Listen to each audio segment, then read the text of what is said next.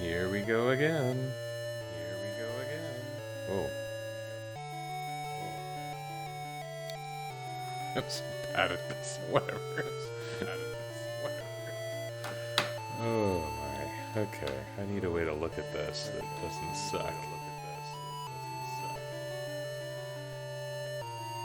A little more.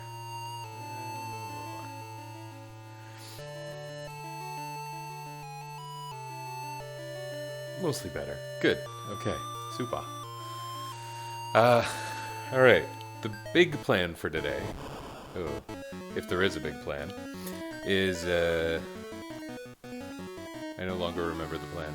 Basically, I guess I want to do the ship full of bananas. Subtextual bananas. And, I wonder if I need things. I guess it doesn't matter.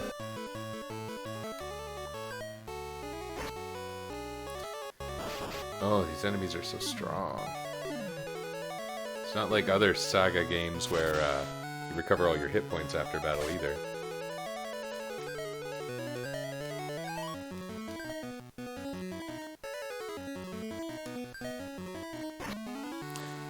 Yeah, do the ship, and then I think you recruit Hannah. I think that's the order. And then... well, yeah, okay. And then I'll see about fighting a whole bunch of Hatamotos.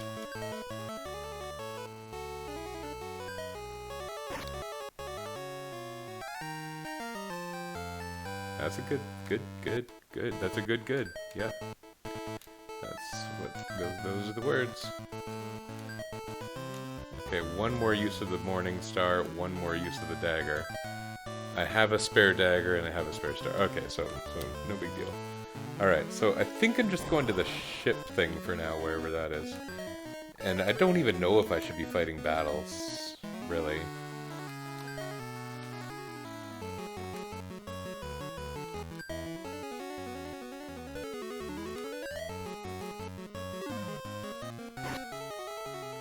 Great luck with those immunities.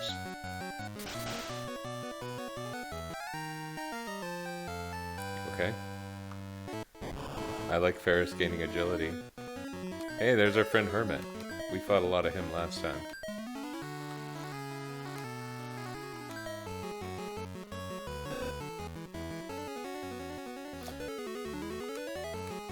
Let's try this, whatever. Hey. How unusual to beat one of those without thunder magic. Uh-oh, where's the ship I'm looking for? Maybe you can tell me, Cat.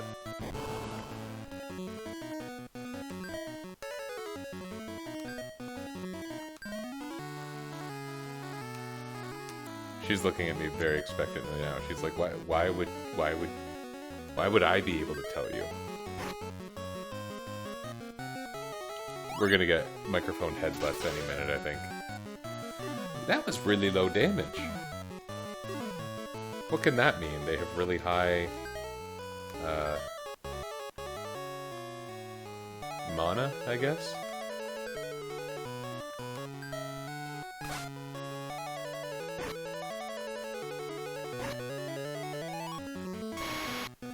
Whoa.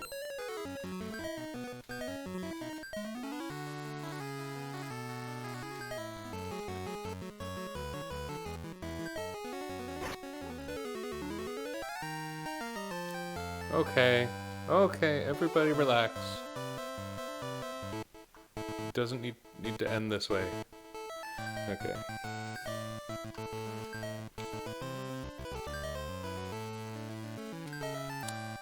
I think he is allowed the mage staff. I think I need to formalize... Not formalize, but kind of like lay out the actual rules as well. I was thinking about distributing the actual hacks I've used for a few of these playthroughs, but... Oh, this is the port. I thought this went to the village. Whoops. Here's my Kame friend. Kamehameha. Ha ha ha ha ha. Hane. Get it? Like Hana? Like... It's a joke.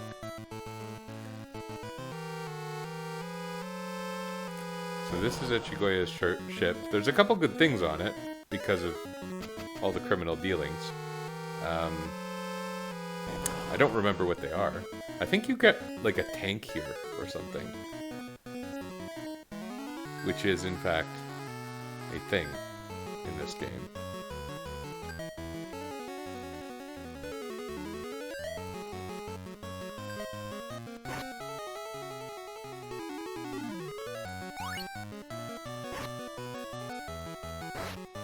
Whoa. Oh no!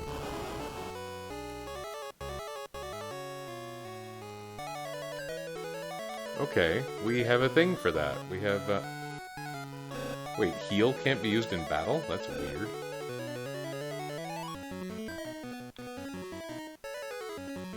Weird.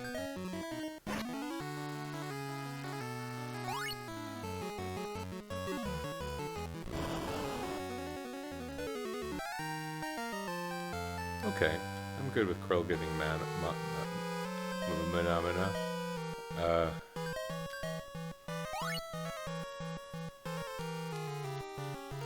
Is heal even a normal mutant ability in this game?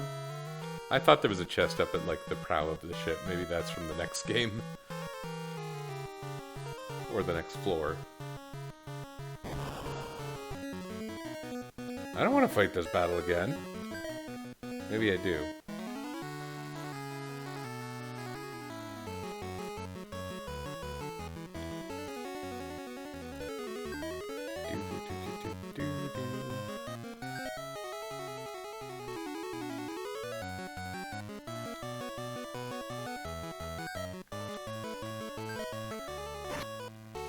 Oh, this music.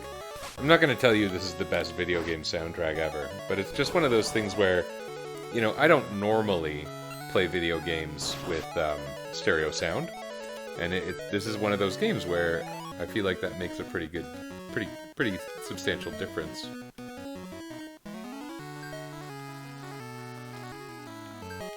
Oops, wrong enemy, whatever. Did not matter. Nothing mattered. Nothing.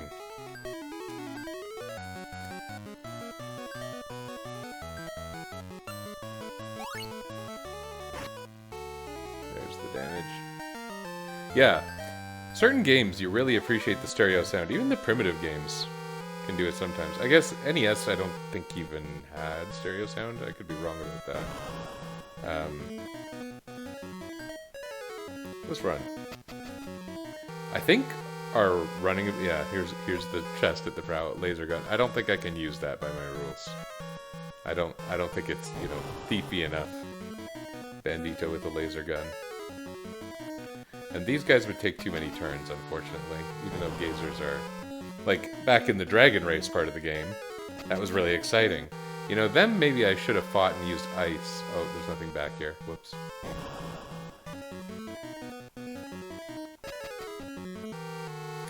Getting a monster ability or a monster form from a couple worlds ahead in this game is like a pretty big deal. It's pretty nice. I have two cats literally like on my lap, prepared for battle. So if I look surprised or pained in the near future, that's why.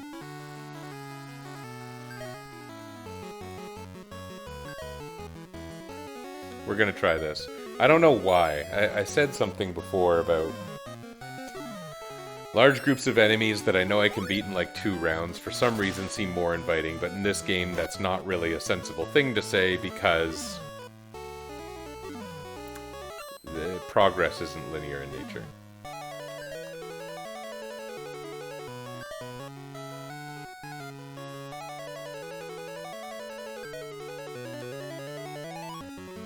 All she has is agility weapon. Oh, she has a mono weapon, may as well.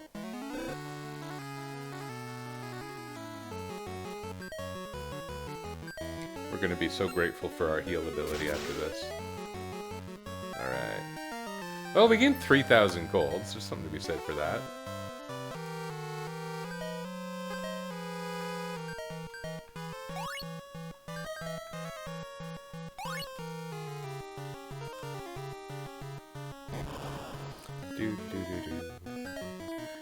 This is the exact same thing, but I'm going to run this time because I'm a hypocrite.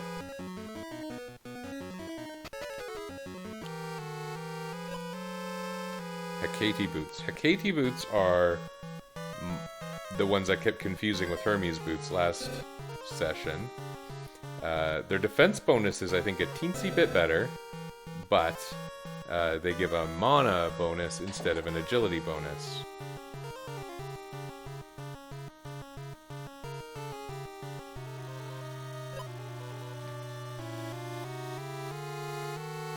Good job, Taro. Too bad Kame doesn't join you. That'd be fun. We can make our own turtle. Oh, I forgot that I gave all the NPCs 1 hit point. That's hilarious. Oh, she still has her stuff, though. Some of her stuff. Doesn't she normally have more stuff? I guess I may have done that just so that she has something to do. All her stats are 1, so it's basically using coin as a complete waste of time. Great idea, past self. Now we've got a cat. This is the young cat standing up in front of the camera. The old cat's on my lap, and he is biting her ear. Hey, you jerk, get out of here.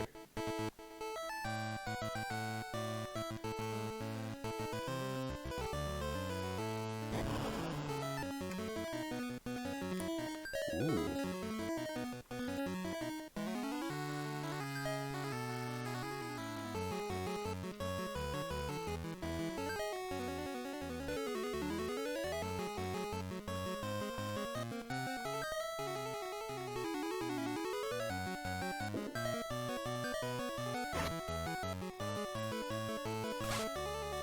He did nothing, not because of a bug, but because of surprise. I've learned my lesson.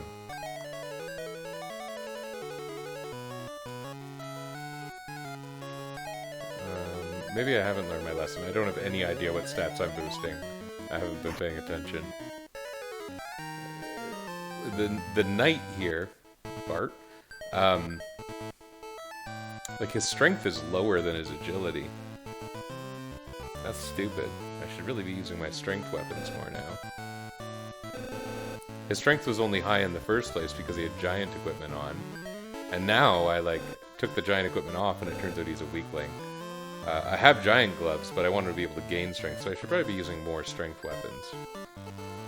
I think we're gonna see things start to change as we fight some Hatamotos, which is pretty much the next plan.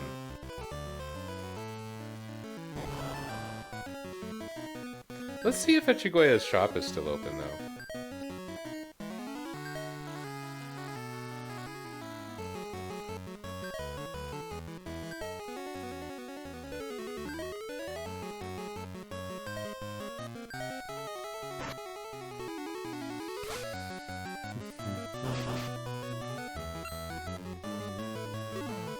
That longsword, I recognized it during the last play. It is no longer useful at all. Like, you can get some good mileage out of low-level weapons in this game if your stats are high enough. My stats are not high enough, so...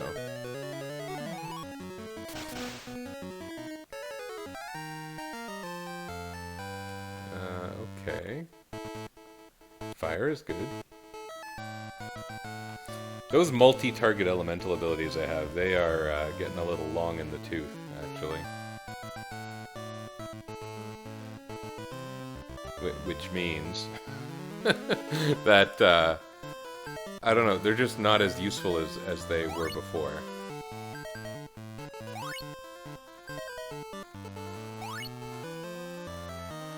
They do such low... They have low damage multipliers. About half of the best spells. They do well when they hit a weakness, but weaknesses become... Weaknesses aren't terribly common in this game to begin with, but they get less common as you proceed. Where's Echigoya's shop? It's in the other town.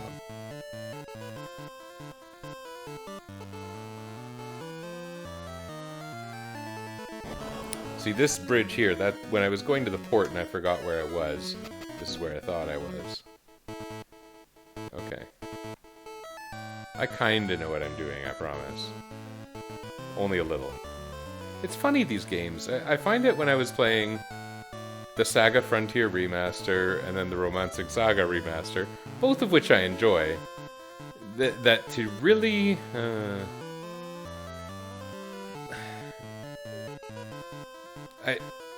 I do find I refer to a guide while I play them. And that's weird, because in general, I don't want to do that.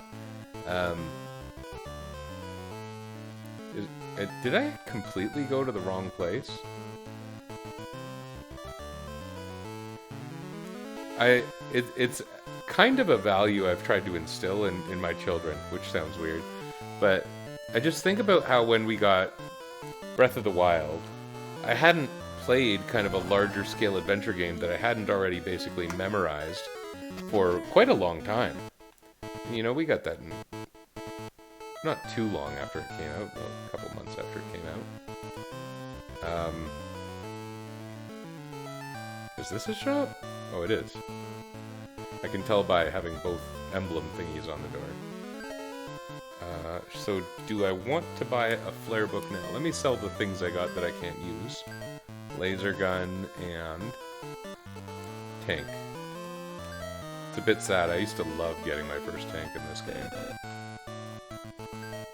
So I could buy a dragon sword, which is really strong. I could buy a flare book, which is could be a boss killer for me if I needed it to.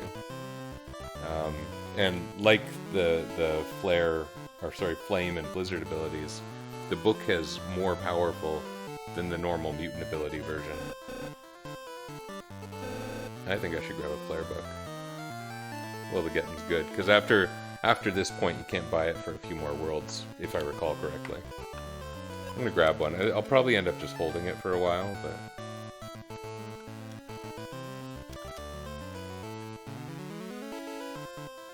Okay, so I think we have to go to the courthouse.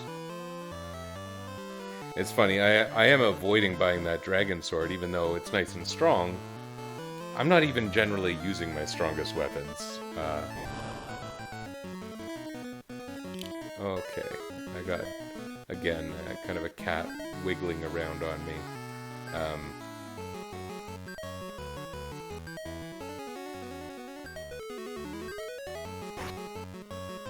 Oh, well that's crappy.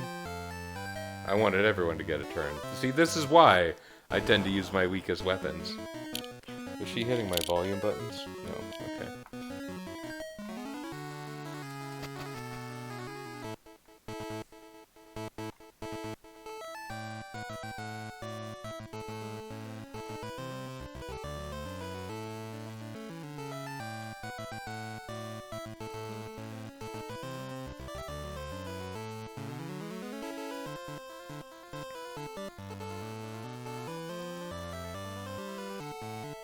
I don't have any bananas. We have no bananas today.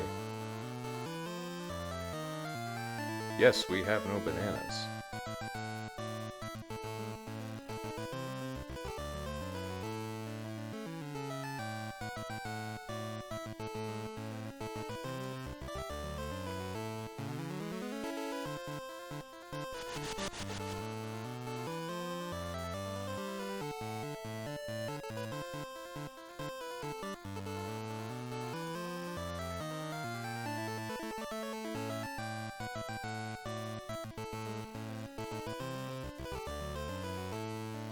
It was a really good job they did hiding.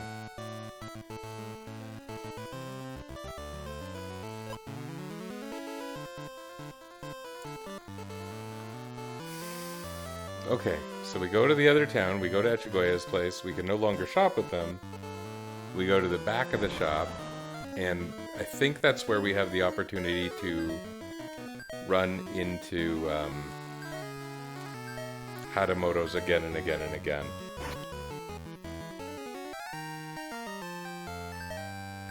I don't know how well we'll manage with that, but it's considered a very good leveling spot. And that may be all I do, because I don't know. What I really want is everyone to get every stat that matters over like 40. That might be a bit of a tall ask. Okay, you got no stat boosting equipment. You got Hermes shoes. When you take those off, what happens? Your agility goes down by 10. You have Kimono, that does barely anything. It technically does do a stat boost, but not a big one. Okay, we have a lot of shoes. Is what we've learned, that we have shoes. Many shoes.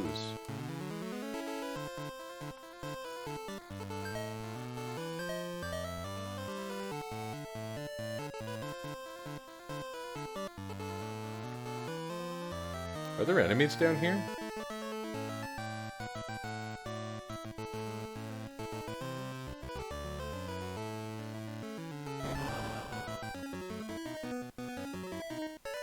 These are not Hatamotos.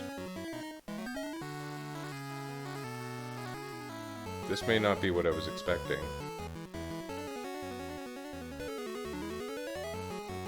This is a lot of enemies.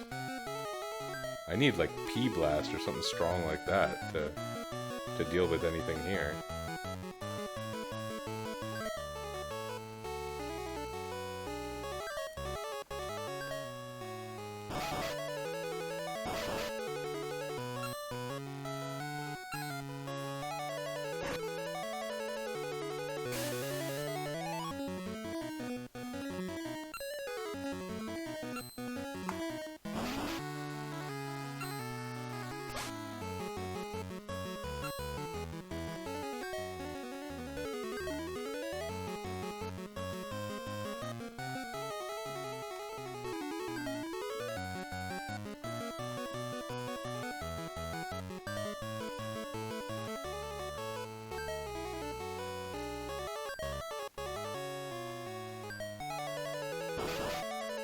Oh my goodness.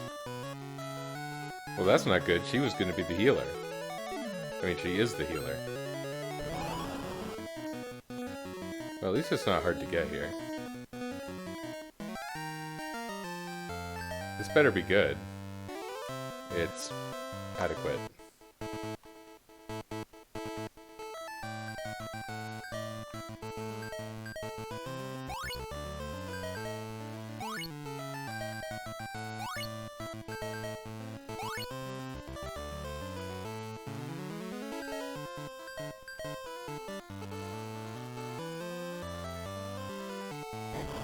Is this always the same fight? Oh, it's not. Oh. Okay.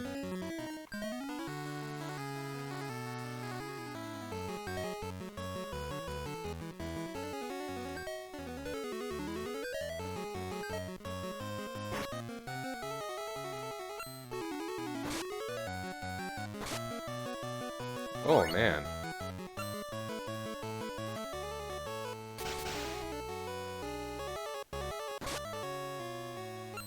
Well, we're not going to have a very good time here.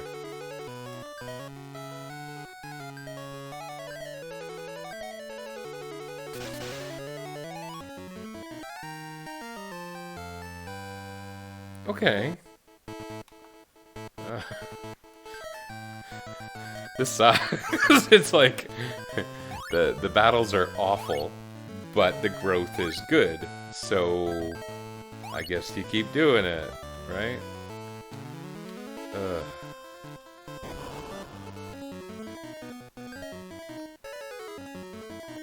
We'll go with this.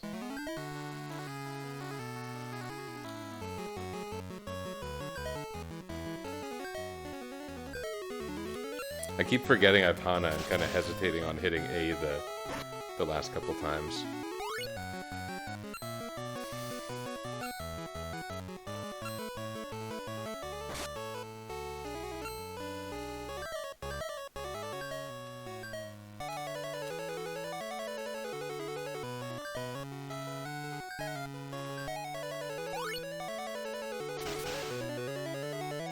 That wasn't too bad.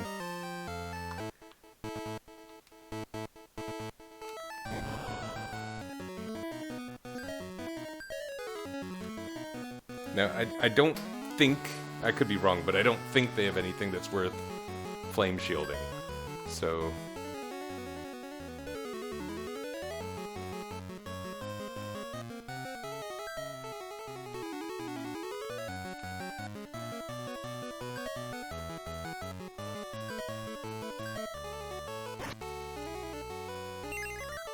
Oh no. Oh no. I mean, the paralysis is much worse than the other possibility. But other thing that happened, I guess it's not a possibility. It is a thing that occurred. Okay.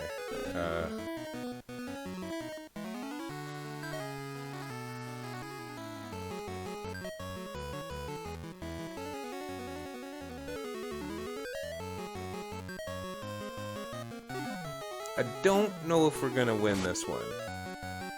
9 damage with a battle sword? Oh my goodness. Lame-o.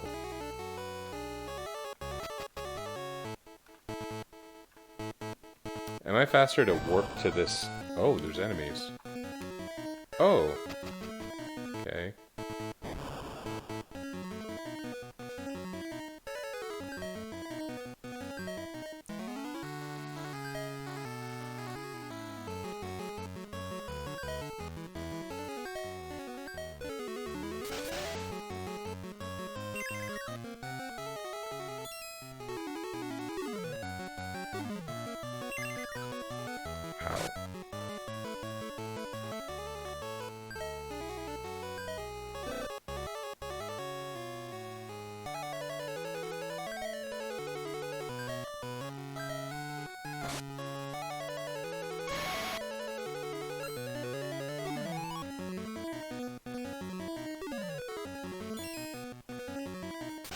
Yeah, they don't do a lot that damages, so I guess that's not so much a big deal. We got no growth out of that one, so that... The good news is there's an encounter on the very next step.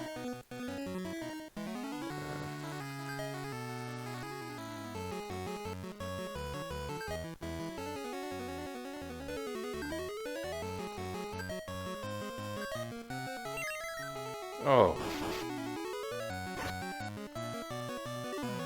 I kind of thought I'd be walking out of here, you know? It's really weird. I don't know if it's a tendency of the random encounter table or if it's my luck. But,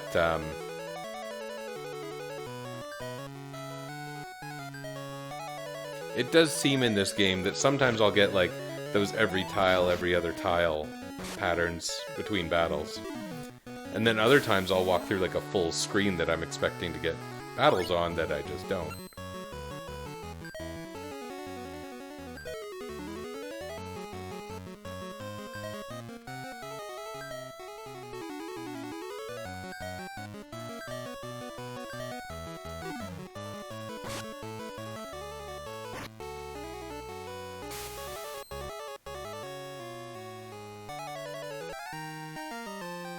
Bart's strength up. Maybe he'll do more than like 6 damage now. Does this screen have no battles? Is that how this works? Maybe we'll never know, because it could just be a foible of how the numbers are working out. Foible Fantasy Legend 2.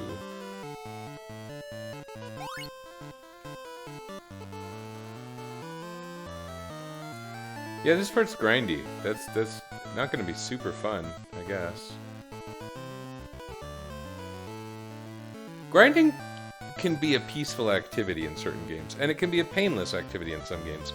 Games with memory cursor and fast forward. Fast forward isn't easy for me with my current control scheme.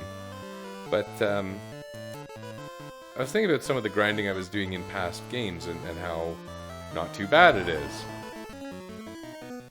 The thing with this game, though, is,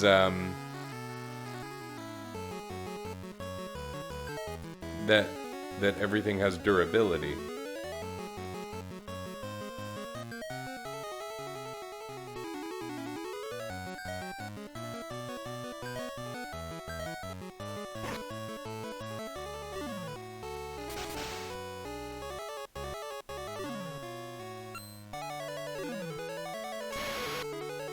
I don't like that beam. Get that beam out of here.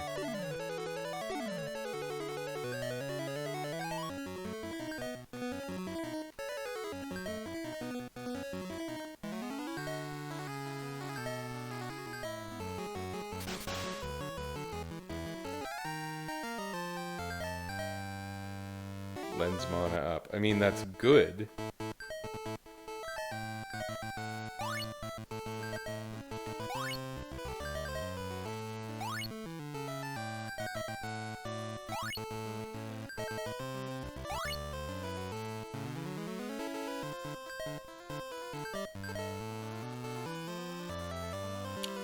That's me hitting the B button. When you hit the B button with an NPC in the party, they talk about whatever's going on in the game at that point.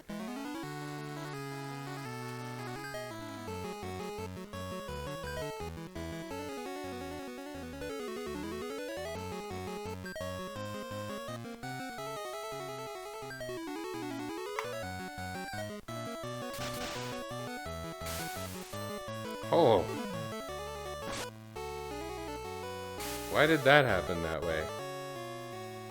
It would have been better if that didn't happen that way.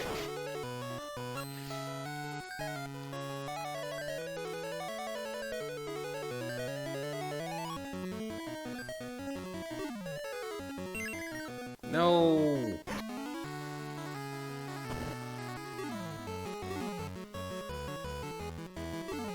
Oh, Hana died.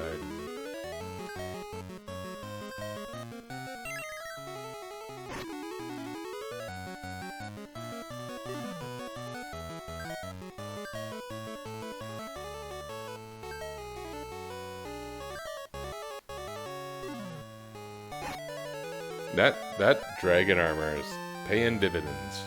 We got 1 strength up. Okay, it's something. Gotta, you know, what I was going to say for a moment was like, takes money to make money, and I was like, is that the appropriate idiom for the situation? But it kind of is. Like, you need certain stats in order to build stats, which is certainly a way it can feel like you get stuck in this game.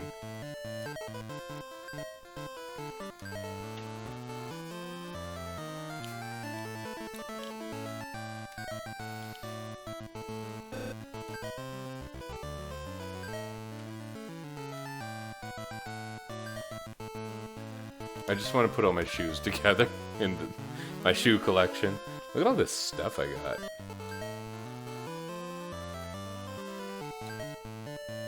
Here, we'll put our armors at the bottom. Flame Sword's pretty good.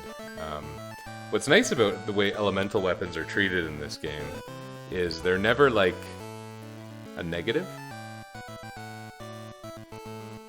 The fire attribute helps you, but fire strength I don't think blocks the weapon. It's just treated like a normal weapon at that point, which is good.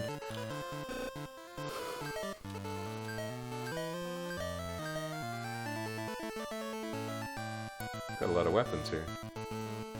A couple battle swords, gold sword, flame sword, katana. The only agility weapons I have actually are cat claw and saber, I guess.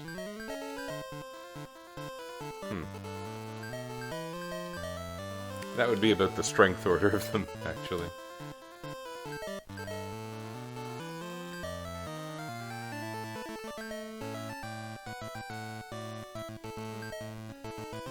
Okay. It seems a bit excessive to use a cat claw at this point. Maybe I'll have to buy new weapons sometime soon. I'm procrastinating because I don't want to get my butt kicked again. Not that I've been, like, losing, but it's just...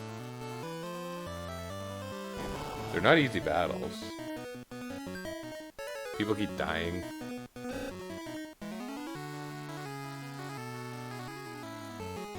Okay, I guess we want your strength higher. We've got to get your strength up. You should be able to one-shot the wyvern. Wyvern.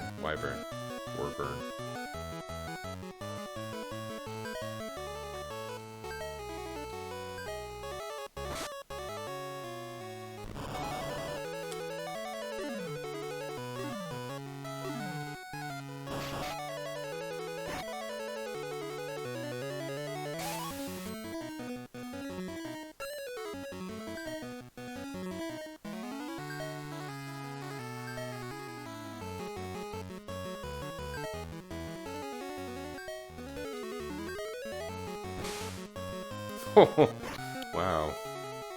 You guys not kidding around.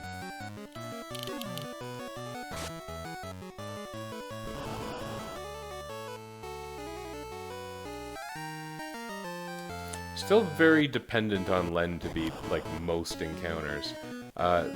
This whole game, we're not really going to have a ton of access to multi-target abilities, because there's just nothing for what I've classified as the thief.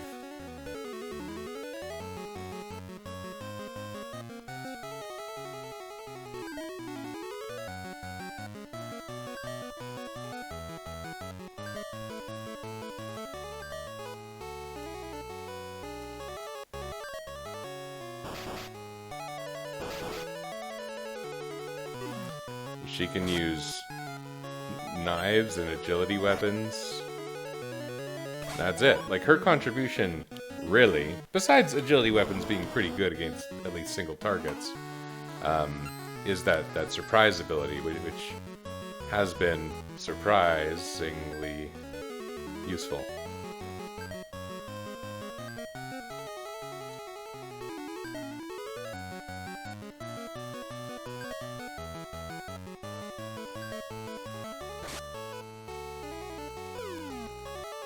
Oh, poor Hana.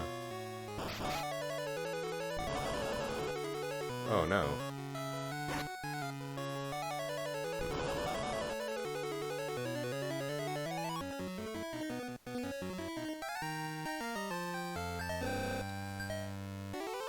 Okay. Was that worth it? I don't know. Takes money to make money.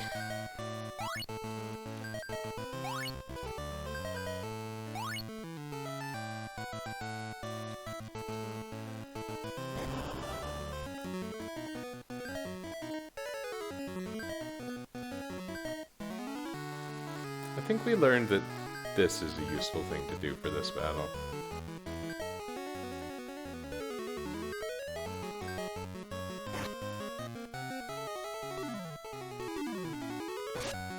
Oh.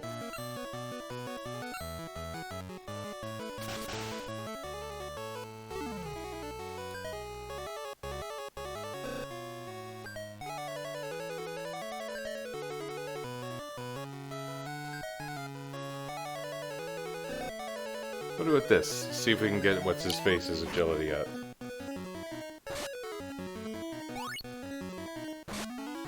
Oh. That's not really what I wanted to happen.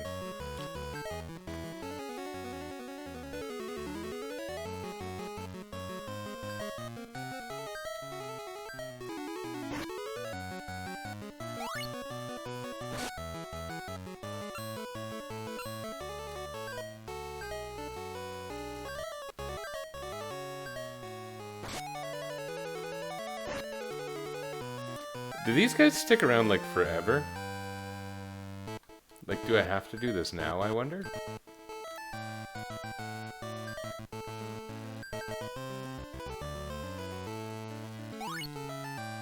I don't think I can make more use of this. I think I have to go rest, because I'm too weak to reasonably survive another battle in such a way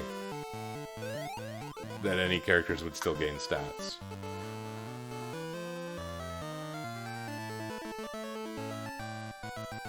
Yeah, warping to this same town is definitely faster.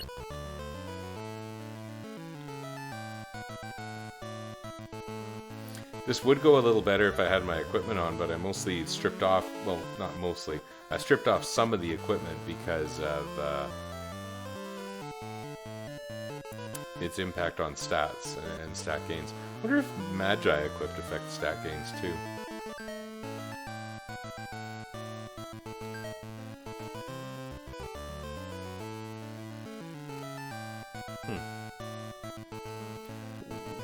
What? That makes me think. What if I give him, like, Fire Magi, and I just use Flame more? Maybe that'll be, like, way better.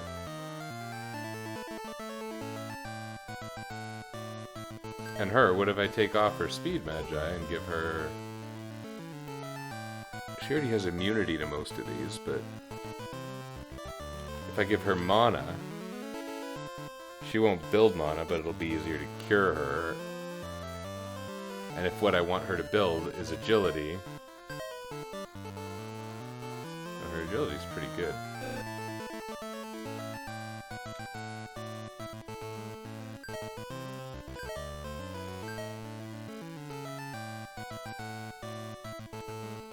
Okay, let's just leave that. It doesn't seem like it's affecting her base value. It's not. So maybe I won't fret about that. But did I just give dude the fire? I did, right? Yeah. Wait.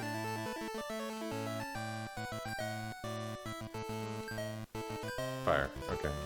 So flame is now probably his strongest attack. We can make some kind of use of that, I'm sure. Maybe right now.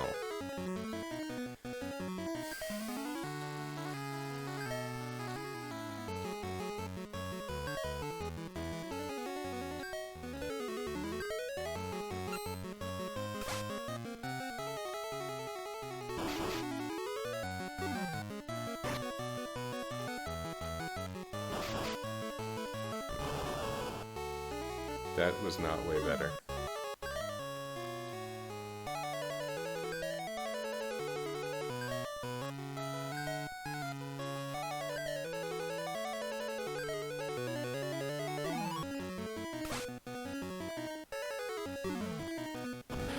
Oh, come on.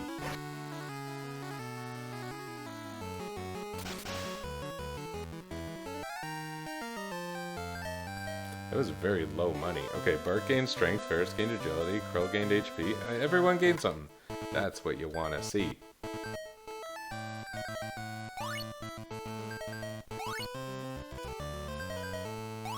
Those seemed very different in the amount healed.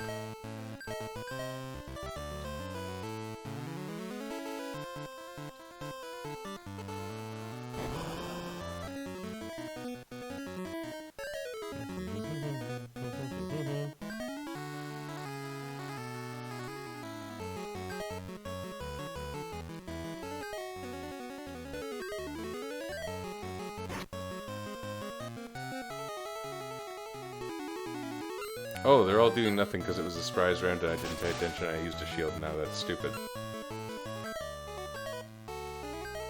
Good summary? I hope so.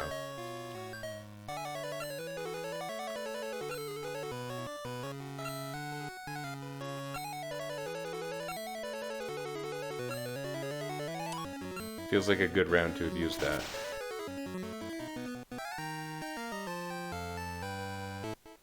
Ferris gained agility. Remember I just talked about taking her Magi off? Okay. Oh, you know what? What's-his-face's magic power may have gone down because I took those Magi off him. His fire is what's powerful now. I think he may have learned fire recently.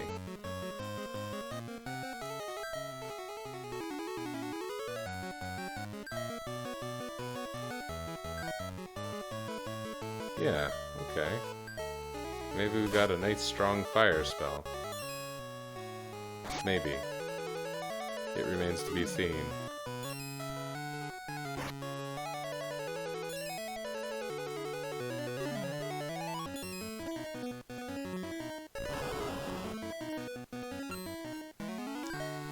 It's okay.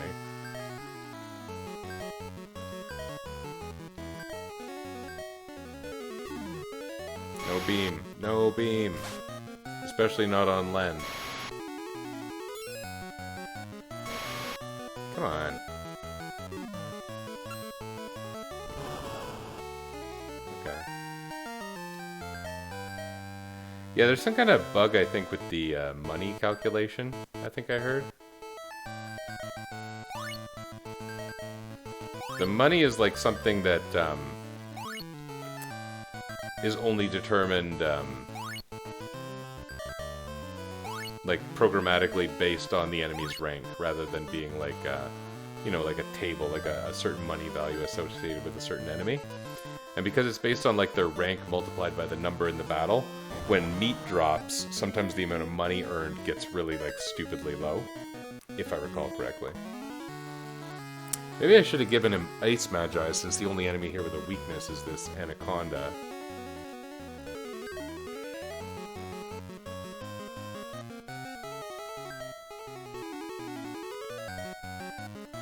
And have Blizzard be a little stronger against them, in particular.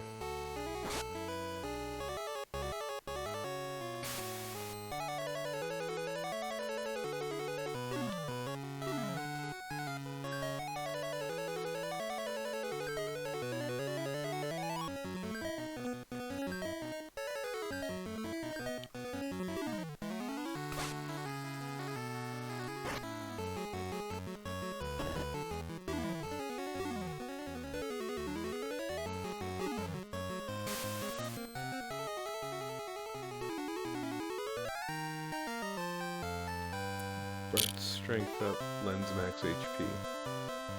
Well, I like Bart's gaining strength. 27.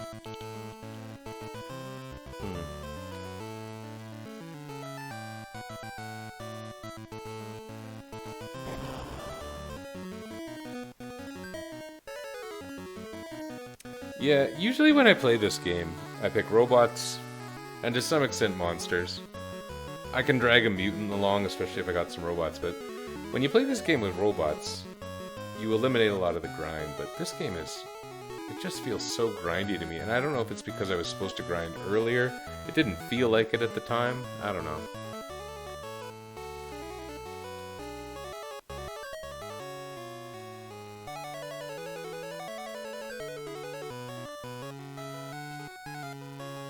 It has a way of feeling like I missed something.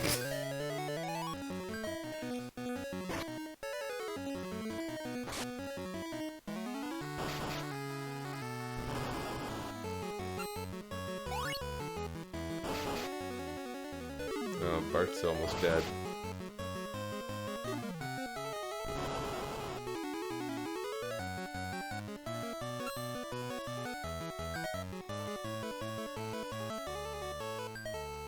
We'll try.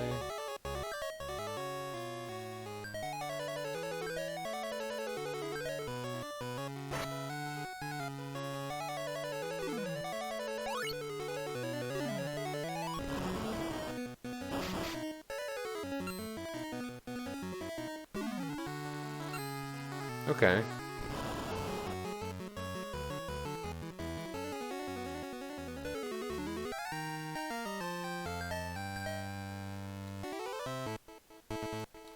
I maybe should have healed.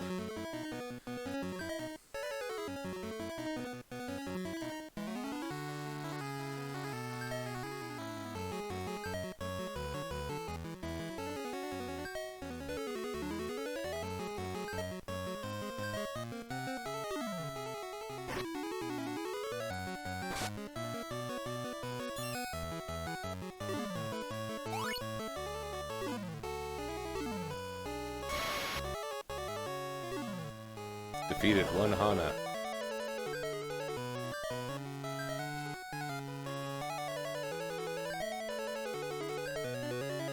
If Fairy gets beamed, she dies.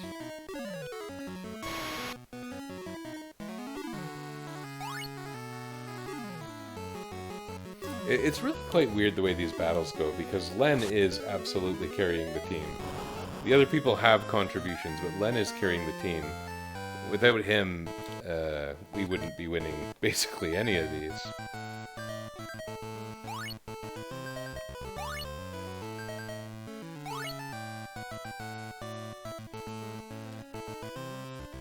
And he's only grinding one stat, so that sucks in its own way. These guys, they do have the ability to teach us the magnificent high-level abilities like P-Blast.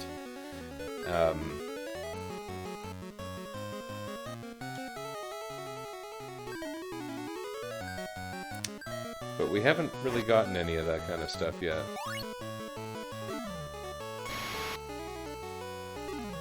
Well, I guess if you're going to use Beam, that's how I want you to use it.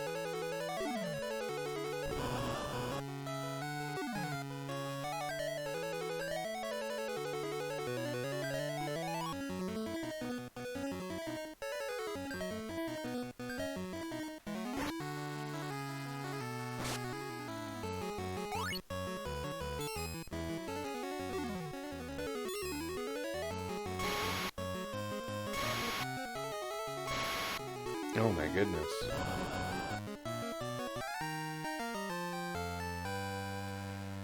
Okay, got mana. I'm out of cure spells, but not heal spells.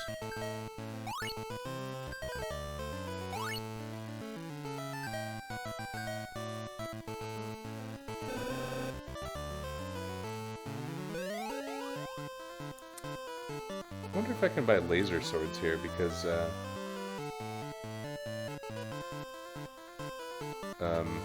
what's her name? Fairy is getting pretty low on her laser sword. Is this just an actual item shop?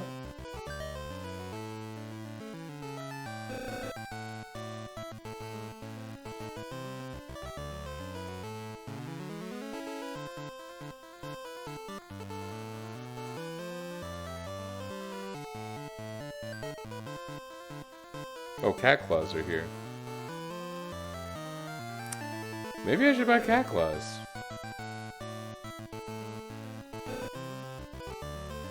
I have a cat claw handy. Maybe I'll just upgrade to that when I run out. That's not absurd. Okay. We're making enough money doing this that it would be pretty much a wash, I think, if we ended up using cat claws. Cat claws, I think, are the strongest agility weapon. I think. Although I should probably modify the game further and make some, like, amazing dagger out of the samurai bow or something. Yeah, the assassin dagger or something like that.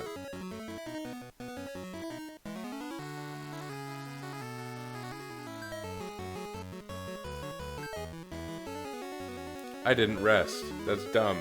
Okay.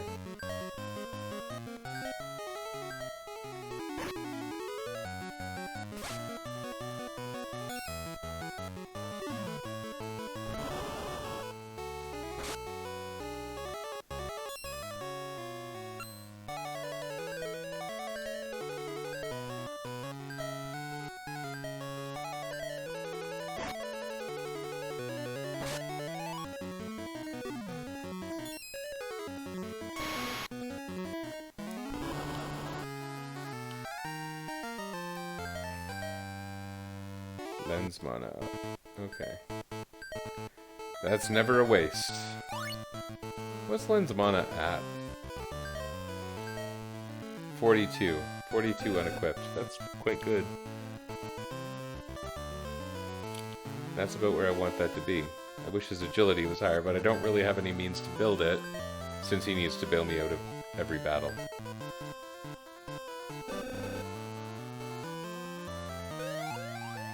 Oh, hello. I don't know how new that message is, but I just noticed it now.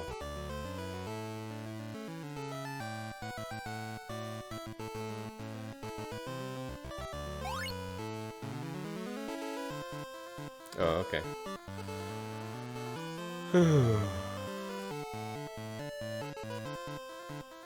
You ever play this one?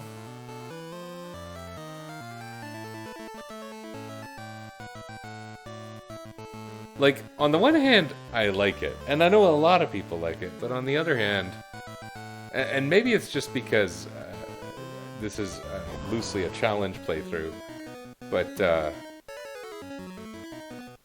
it's hard. Or rather, it's not hard, it's like rough. Like the music, yeah. These gables are awful too. I would really rather not fight them.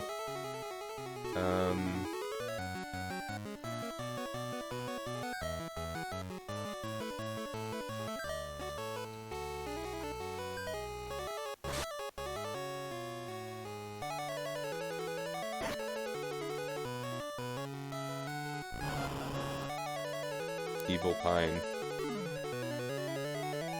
Because we fought Good Pine earlier in the game.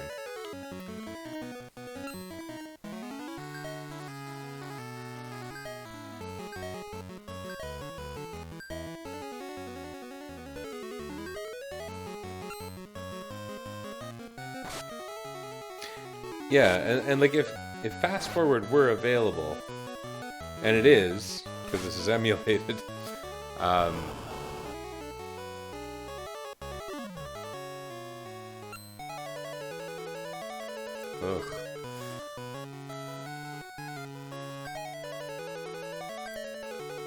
I would use it, except that, like, the battles are hard enough that it doesn't make sense to use it. I need to be at least somewhat aware of what's happening. Released a game. Oh yeah. GB aesthetic. There were a few recently where somebody released like an actual new Game Boy game. I forget what it was, but I remember it looked cool.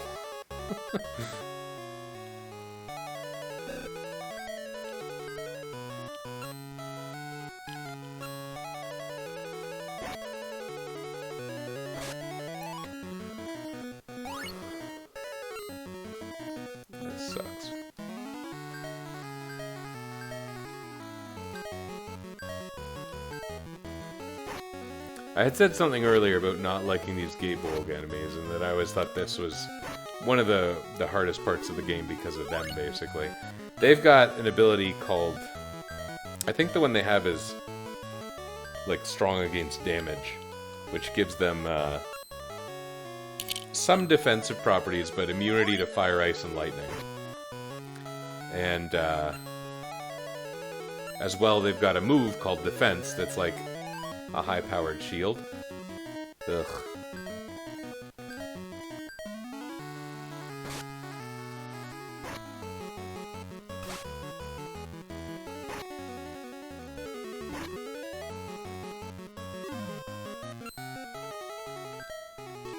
Yeah, so it's funny, because I keep saying I like this game, and I do, but I don't think I ever look like I'm having fun playing. And I just basically am complaining the whole time. Oh, that was not worthwhile. Oh, that was super not worthwhile. Forget that guy, I'm talking to this guy. They actually, I wonder if they actually are different. Oh, the game. I have no idea if we're on each other's Steam lists. I think my username is probably pretty predictable.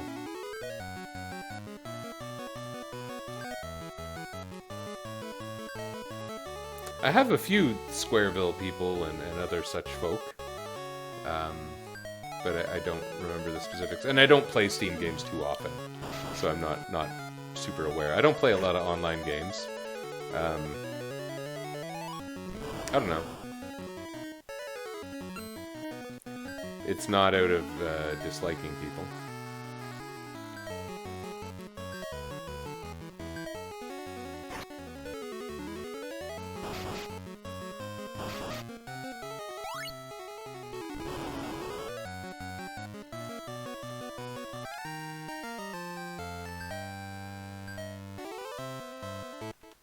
Okay, that... it seems like I'm not gaining anything here anymore. Which is a shame, because it still feels like waste. Like, I don't know. It doesn't feel like I should go on, because I'm too weak. And yet I'm not gaining anything. Okay, we gotta strike first. Oh, I forgot to give him a new strength weapon.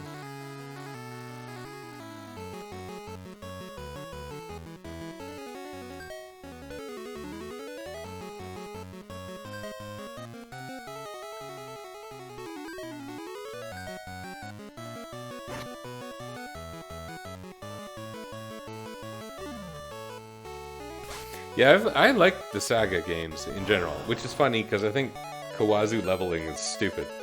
But there are certain games, I don't know, I like Saga Frontier a lot. I like this pretty darn well. Saga 3 I know that Kawazu was less involved in, but I do like Saga 3. I didn't play Saga Frontier 2. Which I know some people that I used to talk to liked it a lot.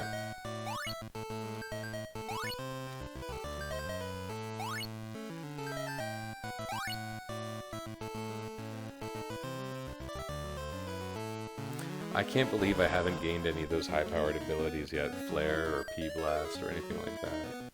Still forgot to give What's-His-Face a weapon. That's cool.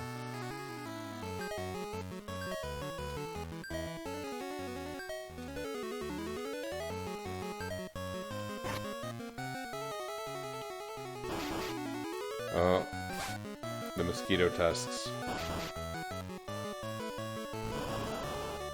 I wonder if that was named, like, Bite in Japan and it just got really badly localized.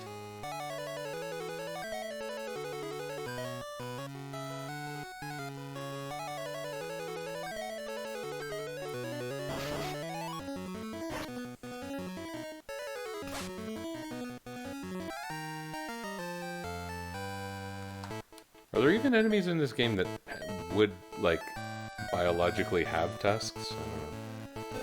Do I prefer GOG to Steam?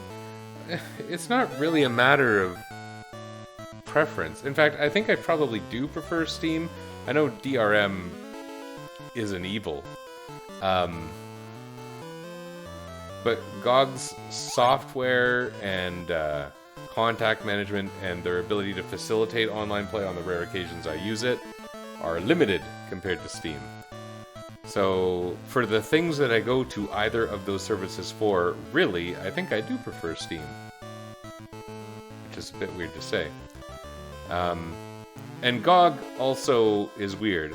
I thought GOG was really cool when I was like first exposed to it, which was because of Josh Sloan telling me that I could get like the Back to the Future point and clicks or whatever. Because Josh. But they very much changed their flavor. You know, they aren't about preservation is a secondary mission to them now. They've become a profit engine that they have every right to be. Anyway, no, it's not that I strongly prefer GOG to Steam. It's that I don't do much. Oh yeah, I see your thing popped up already. It's that I don't do a lot of online gaming. I don't do a lot of PC gaming. I'm just some crotchety hermit, so.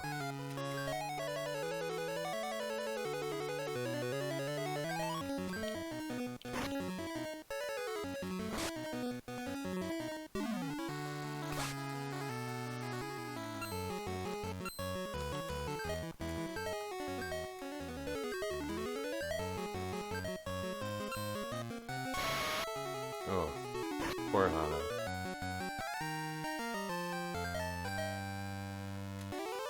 Fairy agility, Len agility. It's nice for Len to get some agility every so often. Fairy, what's Fairy's agility at? Oh, it's pretty good now. Alright, they need some weapons. Bart needs a strength weapon of some sort. Let's give him, I guess, battle, because I have two of them. Battle sucks. You're still good. You're gonna need a new star soon. I don't even remember where I buy those. And you probably want a cat claw.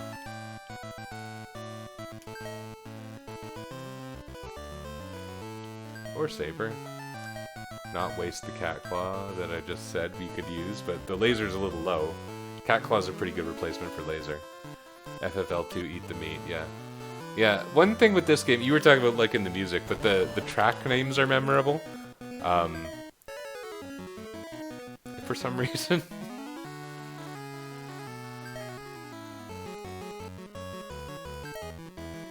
The heroic tune that you used to open the gate earlier in the game. Oh, I did something dumb. I wasn't paying attention. I should have used fire with what's-his-face.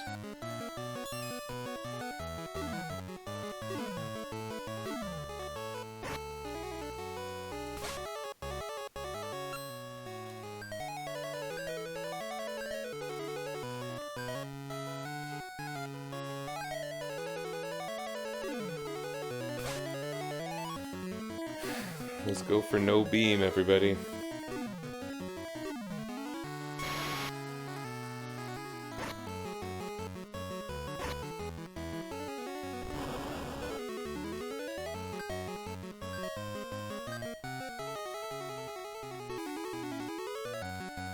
Oh.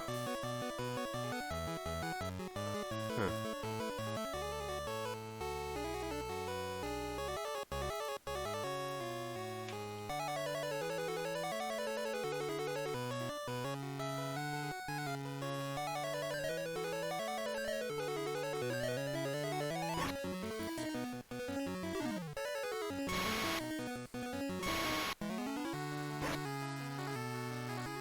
The only person I know personally who's released games on Steam is one of my former students who has a pretty darn good game called Monolith that was featured on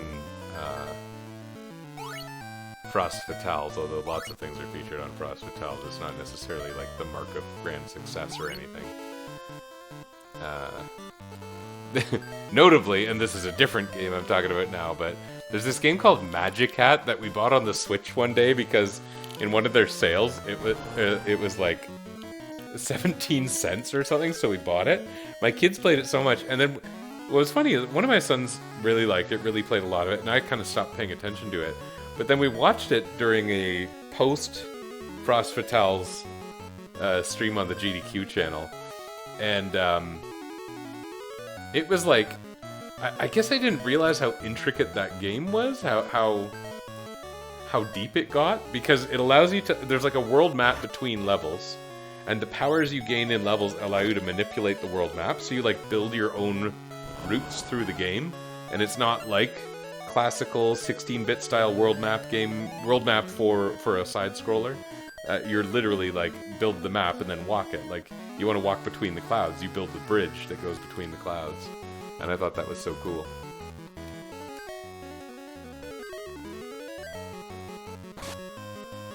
Or like tunneling through a wall, you can do that. Yeah, Monolith's cool. That person has offered me the keys for that a few times for giveaways and things, and then just kind of it doesn't. Yeah, whatever. They don't owe me anything.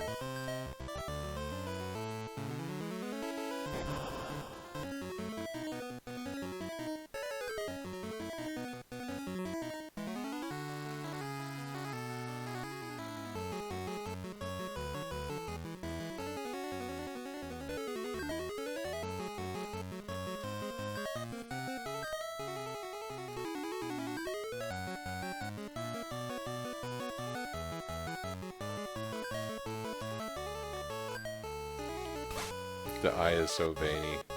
Masterful sprite work. I tried using Microsoft's Bing image generation, which is technically OpenAI, right? I don't know how the ownership works, but I was using it to generate sprite-based artwork recently. Axe Cop the game.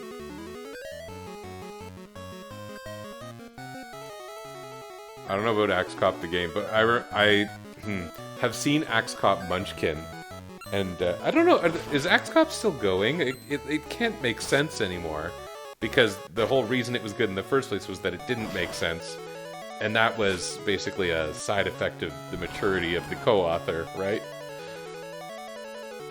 Anyway, oh. That could have been exciting, but it wasn't. Anyway, they had an Axe Cop version of Munchkin, and I saw it in the store a couple of years ago, and I really thought about getting it, and then I didn't. I wonder if they still sell that. It's such a natural fit. The Fox Show.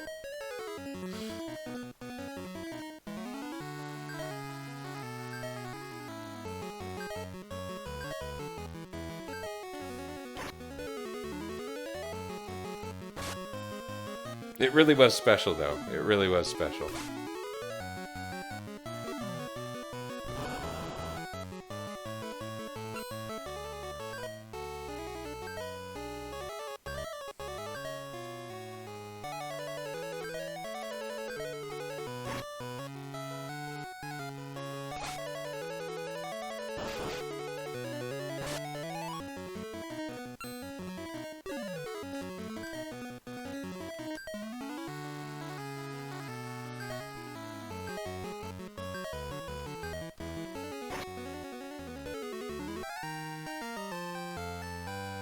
Okay, Bart gaining max HP is good.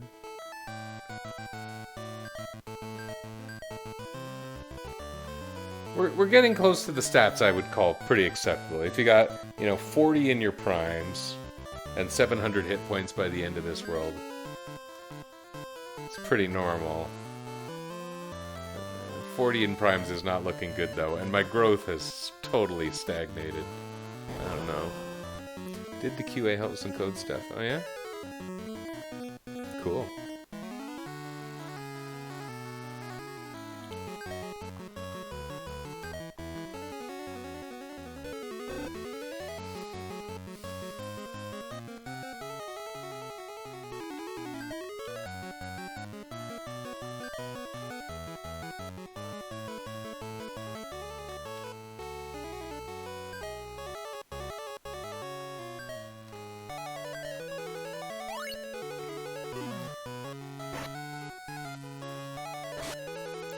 The person who was one of the 3 original developers of Monolith,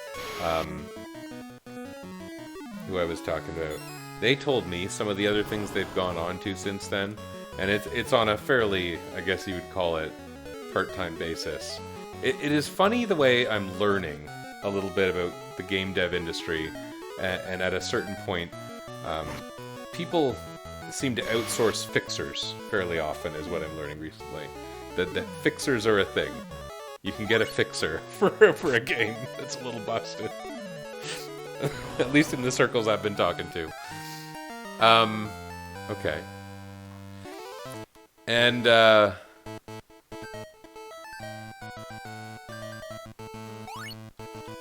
wonder why you can't use heal in battle.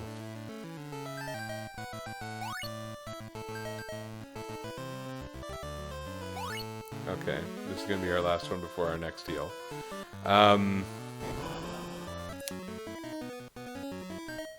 What was I saying about the fixers?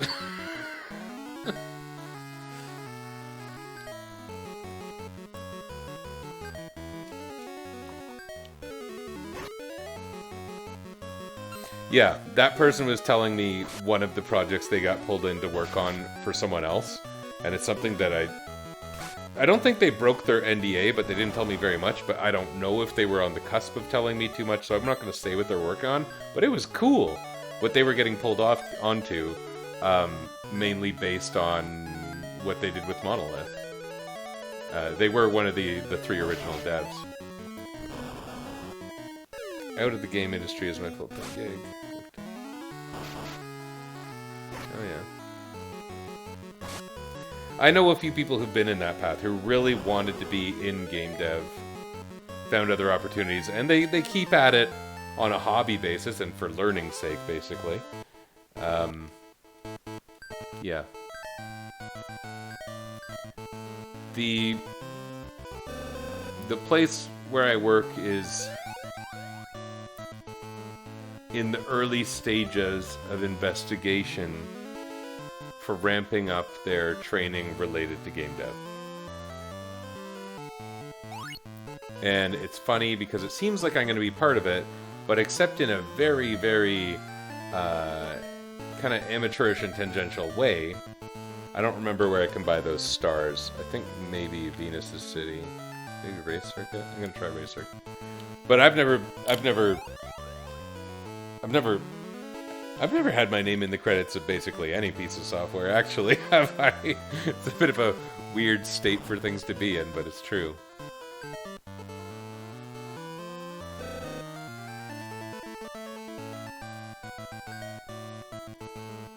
Oh, I have X-Cures now that somebody dropped.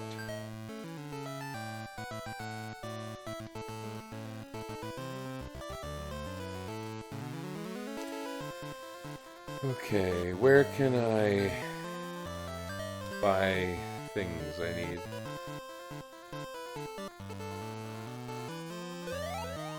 Or any respect. No, I get that. Although, it's funny reading bits of game history, as I have. I was reading Console Wars recently, and it's quite interesting the period of time it covers is like, you know, shortly after game devs started to be able to put their names in the credits, and the reason they were told they couldn't was generally so that they didn't get poached. People wanted to hire the programmers. And so what was happening, and you see a lot of this on like tcrf.net, all of the times programmers put in Easter eggs with their own identity in their software. There we go.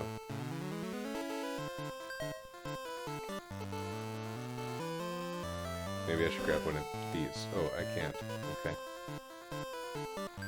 Am I carrying anything stupid? I mean, battle swords aren't very good anymore. I did just buy those not that long ago. I guess I'll just leave it. You know what? I am going to sell that, because battle swords are kind of low ranking. Wait, I have a better idea. Bart's still carrying a long sword for some weird reason.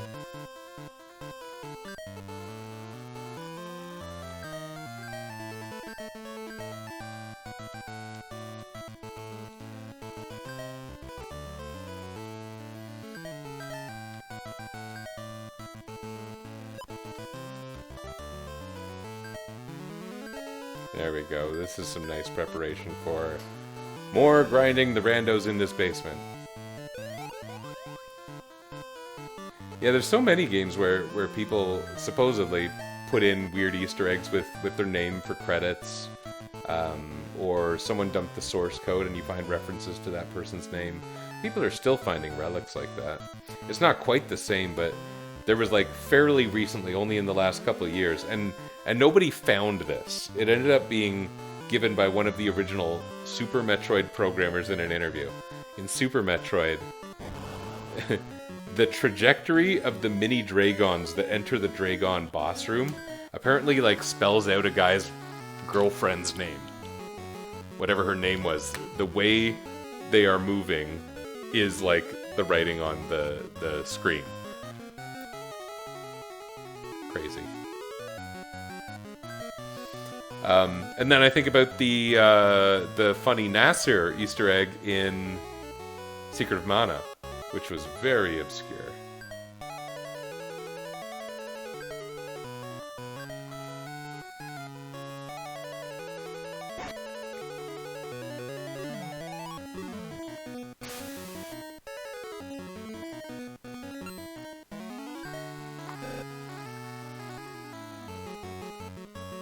We'll try grinding mana, I guess.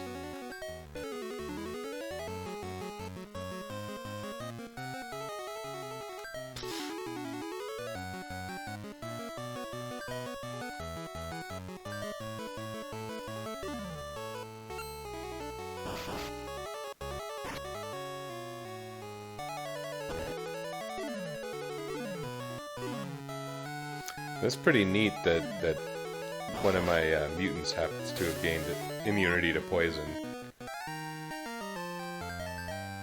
Oh, no gains at all. So sad. Okay, he needs an agility weapon, and she needs flail.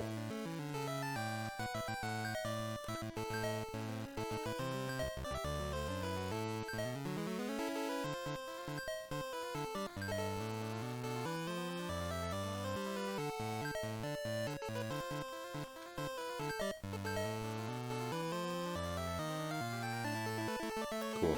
This is good. Well, except for the complete lack of stack games, this is good. I like to imagine they're holding 50 swords slash whips. Yeah, and each one of them you can only swing once. They're made of, like, reeds or something.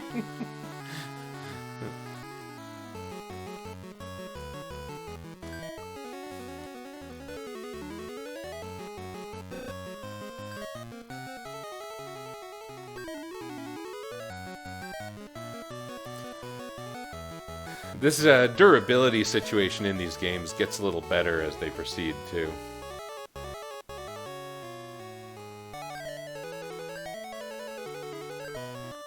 Like, I like the durability system in Romancing Saga Minstrel Song.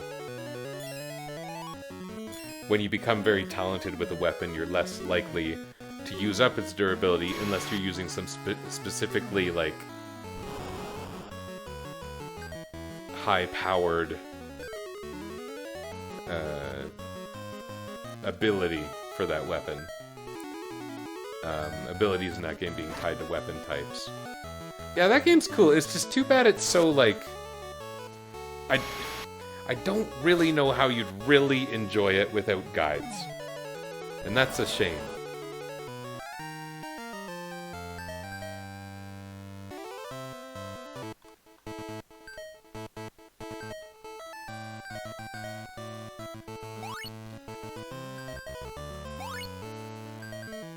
Oh, I should use that stupid cure potion they dropped.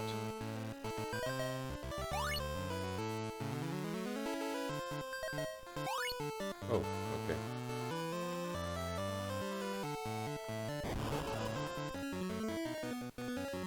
Forget it. Oh, I can't run. Oh, no. Oh, I wish that didn't happen. Ugh. This is terrible.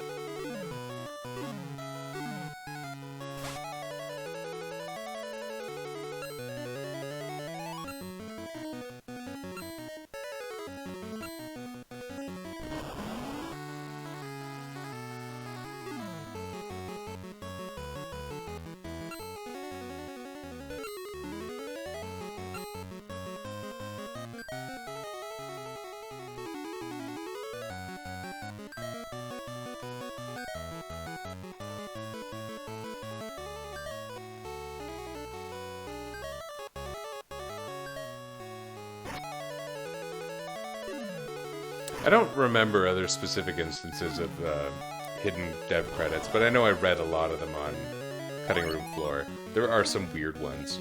There are some times when people have ended up finding these dev comments in the credits years later that are like people basically screaming at their coworkers.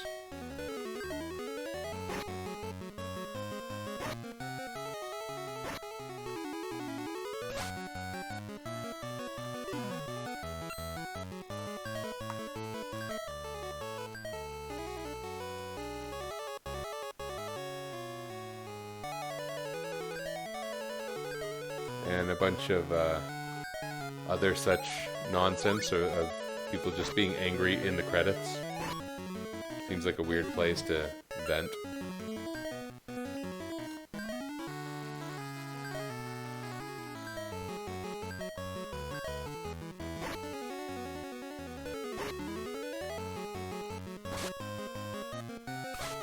I like games where the credits are fun, and I think of things like, you know, Smash Bros. And some of the games where there's little, like, snippets and scenes throughout. But then I think about how just generally silly the Secret of Evermore credits are, especially at the end. It seems like those people were having a good time.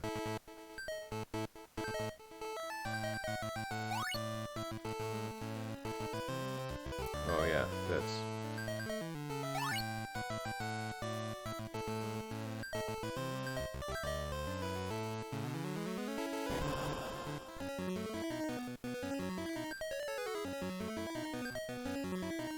Wait, was this a strike first? I think it was.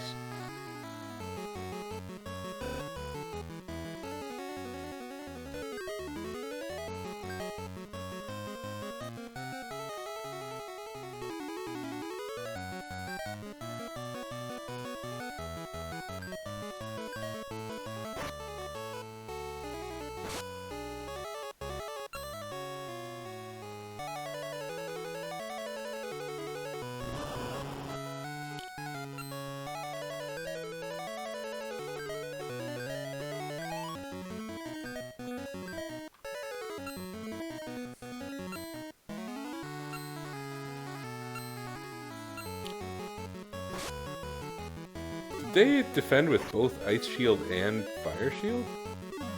Oh, they blocked fire using those shields.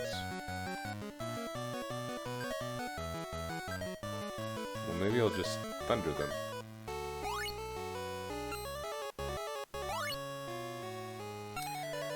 I had a whole conversation with a bunch of former students recently about best game ever. And I said something interesting. Someone said, why would you even talk about the best game ever when FIFA exists? And I thought that was such a funny thing to say. I knew that they weren't the kind of person who would want to play FIFA, and I didn't know their angle. And their angle ended up being, skipping to the punchline, kind of like, if some people are perfectly happy to just play the same game with slight upgrades every year, who cares what the best game is?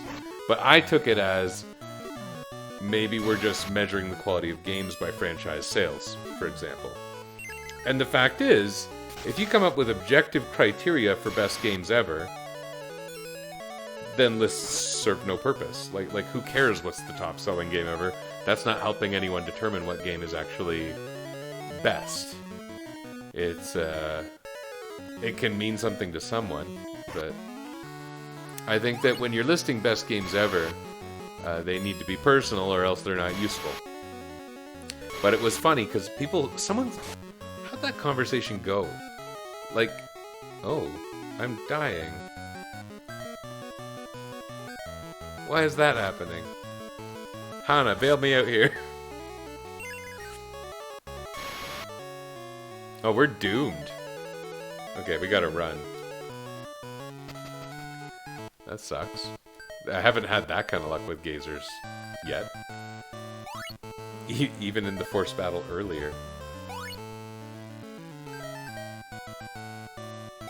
Oops.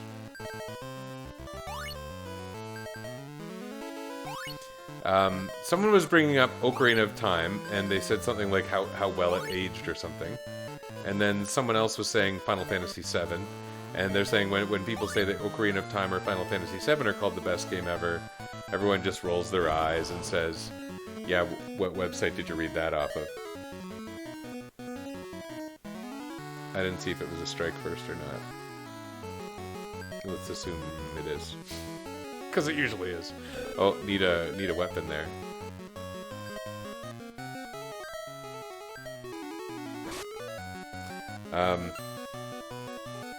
I don't think Ocarina of Time or Final Fantasy VII, which are both great games, neither of them is in my top 5. Neither of them is, as I said with that conversation, S tier for me.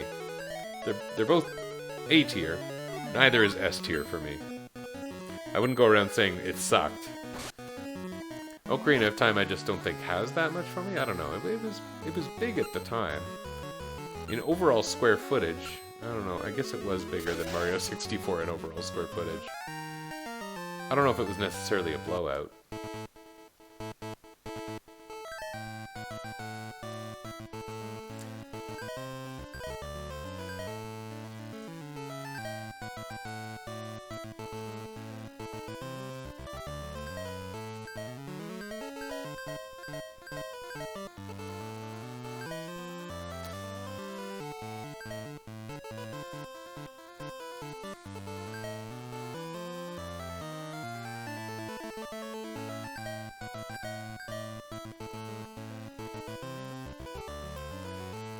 Yeah, Final Fantasy VII, which I enjoyed and I've played on streams before,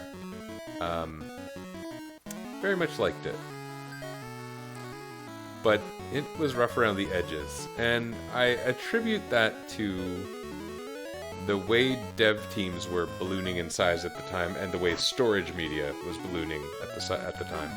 The really incredibly technical games of especially the 16-bit era, were pretty noteworthy for like how much of their ROM they used. They like carefully planned and allocated like every byte, and when you find something unused, like a single sprite, it's like, wow, that's really interesting. But starting in Final Fantasy VII, you find all kinds of weird garbage on the game, really. And you know, there's screens in that game because there were pre-rendered backgrounds that are like unused for any particular interaction or navigation. And that's okay. It's not crazy to have an unused area in a game or something that's only purpose is to be there. But when nothing else is, it stands out. And really, things were designed pretty intentionally before that. So anytime you find one of those, a really interesting looking space that doesn't do anything. There's a couple in Mount Nibel, there's a couple in the Coral, whatever it's called. They stick out. The Village of the Ancients, I guess I'm thinking of. And that's before people got into the stuff that, you know, didn't make the final product. Which really, the game shouldn't be judged on the basis of that, certainly. But that happened for a while. In PlayStation 1, there were all these games that were like, you could tell that there were so many cooks in the kitchen and so many approaches done that there were things that should have been more polished that weren't, or things that you would kind of expect to be there that weren't. Where probably the most obvious example is Xenogears, which is like the most officially unfinished game to actually have a release.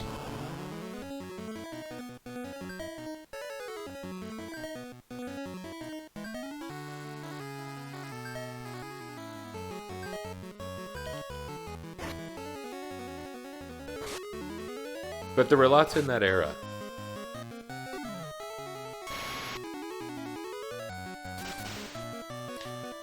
I said in that meeting that I thought Chrono Trigger would have been in my S tier when people brought up Final Fantasy VII and Ocarina of Time. And I was surprised that pretty much everyone in that group agreed with me.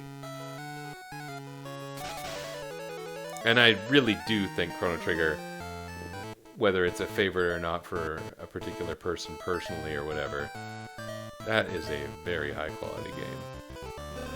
That's a top 5 game for me. And I'd probably put Super Metroid up there too. In terms of newer games, the only one that I think really comes close at all for me is probably Breath of the Wild. Not everyone even says that, but you know, there's a lot of trolly people who just want to go on a forum and say, that game sucks, lol. I don't know, I think Breath of the Wild was pretty special.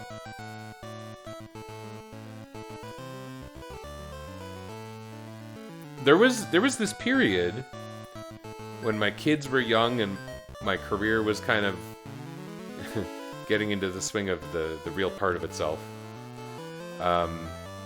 where I wasn't much of a gamer for quite a while. You know, from partway through the Wii era until pretty much the end of the generation after that, I just didn't own any consoles and didn't really play anything.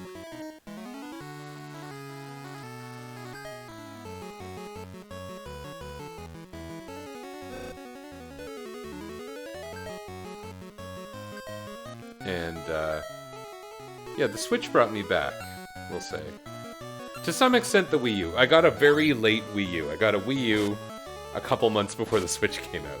And it was basically because I learned via social media about Mario Maker, and it just got me so excited that they released an official Mario Maker. I was like, this is going to be amazing. I still love Mario Maker. I like user-generated content in general, so...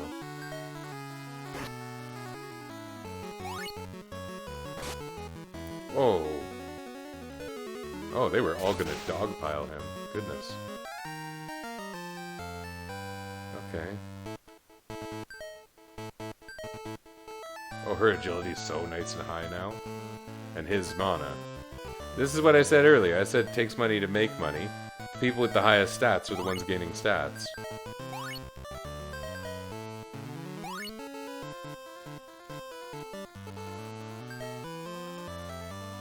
Well, he's doing alright. He's not great, but he's doing alright.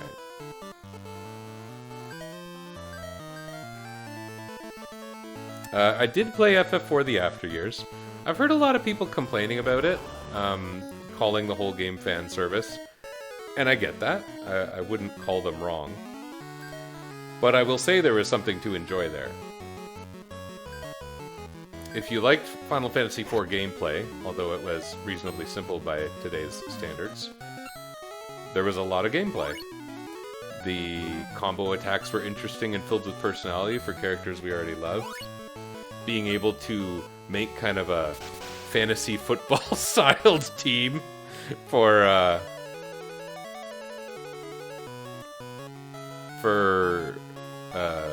Final Fantasy IV. Like, I liked that about the Final Fantasy IV Advance, which was a very flawed port, but I really liked that about it. Being able to make one's own team is cool.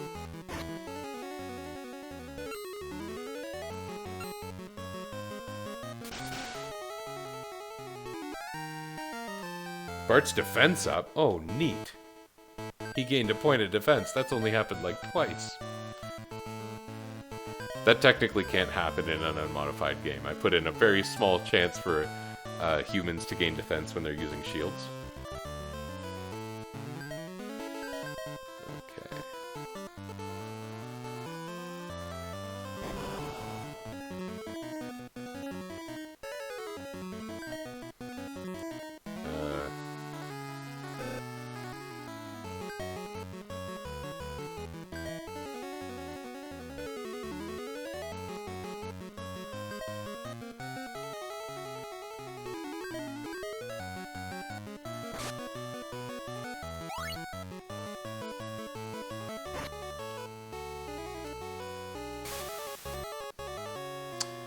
Yes. I have not played the 3D version. You know what I played was... Well, I guess obviously you know what I played. I played the WiiWare version. And... I liked it, as I said. I played it all, I think, after it came out. I don't think I actually played it episodically. I did it with all the challenge dungeons, and when I learned that there were tail drops that offered you something later in the game, and that there were level caps, I, like, played a lot to basically get everybody to those level caps.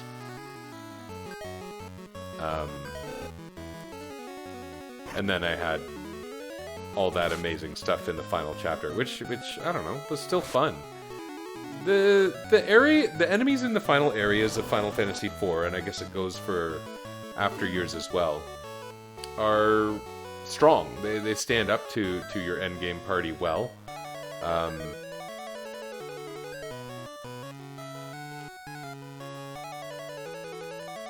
I guess I need to do this in such a way that yeah. Such a way that those battles never feel completely trivial. Although I will say I never did grind out the phase equipment for the dolls, so I didn't like 100% the game, so to speak. I probably pretty close to 100, but you know I didn't end up too absurdly OP. Although I don't even know if that is OP because those characters were pretty suboptimal.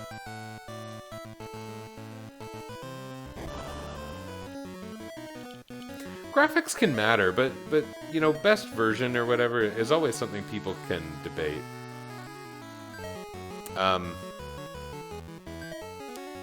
I still watch the Final Fantasy 1 board on Game FAQs all the time, and people often talk about the best port of Final Fantasy 1.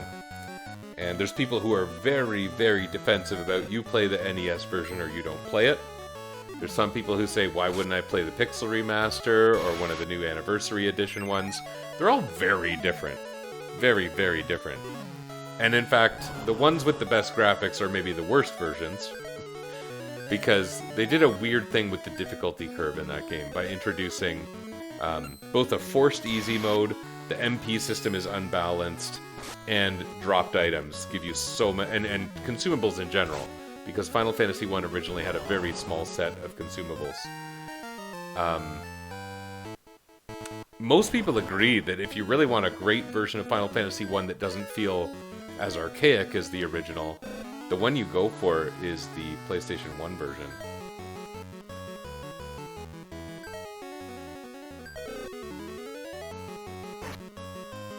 The FF Origins version.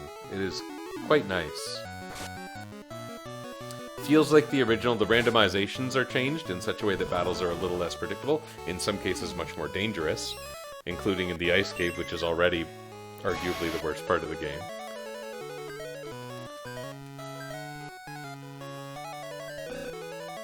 What happened to What's-Her-Face? Paralyzed? Paralyzed. Okay.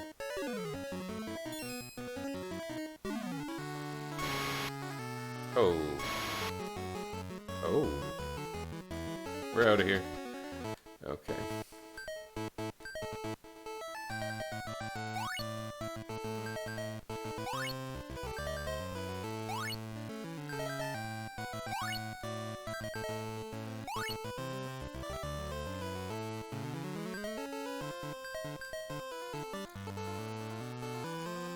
FF1 Pixel... I haven't played any Pixel Remasters yet.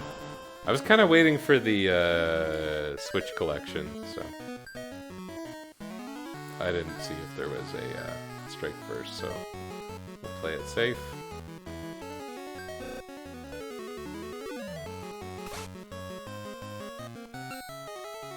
No, that was a waste. Yeah, I haven't heard great things about the FF1 Pixel Remaster. And I don't really get, in some cases, why the Pixel Remasters didn't include some of the bonus content. I mean, FF1's bonus content was stupid. FF4's was hit or miss. The new stuff from FF3DS, most of it was cool. An ice shield. That's actually rather fortuitous, as my flame shield is running very low. That gives me an idea. We'll equip the ice shield. We'll go over to Hannah here, and we'll give her 2 uses of flame shield. Good job, Hannah.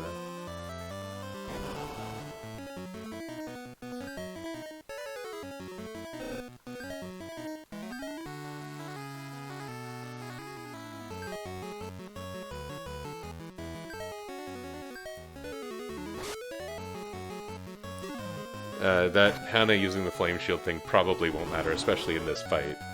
But, yeah.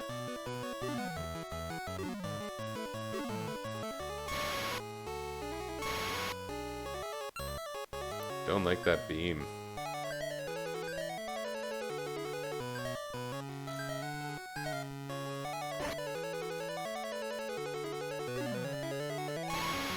Oh.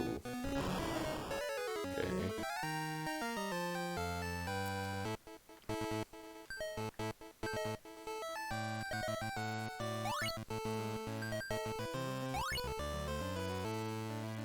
One more. Final Fantasy II had cool bonus content. I hate that game, but the bonus content was cool. I'm gonna end up playing it on here sometime. I've got a whole script designed for it. I'm actually kind of excited for it, but I do not like that game.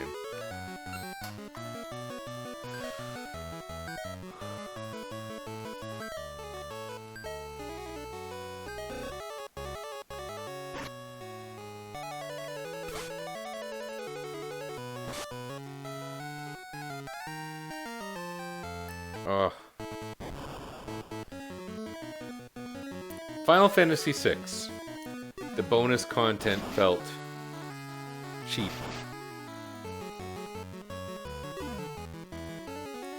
Yet it was probably my favorite. Out of all the bonus content built into those various advanced ports of things, that was probably my favorite. The Dragon's Den dungeon was pretty neat. It expanded on a concept that was underutilized in the original game. Getting overpowered gear is kind of stupid because everything's overpowered in Final Fantasy VI.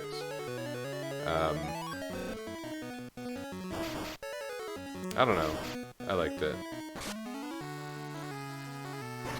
Final Fantasy V was kind of okay.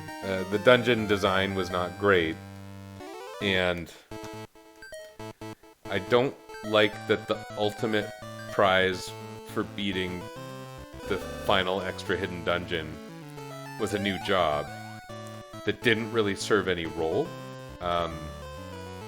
And that you then had to go backwards through the whole game, essentially, to kind of master its abilities. No, I never played T Edition, and I understand that there is now an English patch for that, which is so funny. English patches for hacks. Cool. It's just hard to imagine. It was Tomato, right? It was Mato. Hard to imagine Mr. Mandolin spent his time on that. I don't know what he's been spending his time on. His Legends of Localization site I loved, but it hasn't been updated in 2 years. Hopefully he's okay. Maybe something terrible happened in the wake of COVID and all. I have a couple of the books. I have 3 of his books, actually, right up there. I was so happy to get the Earthbound book. I got it for Christmas, I think, and I read the whole thing in like a day. And I said to my wife, I think this is my favorite thing I got this year.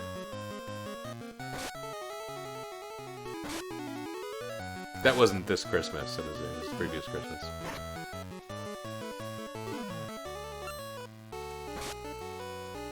Oh no.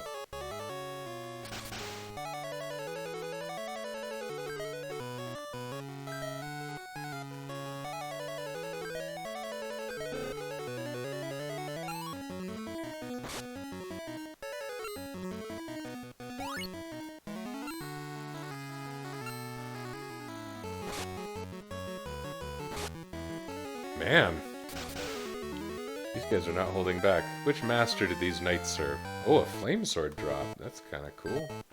It's worth some money.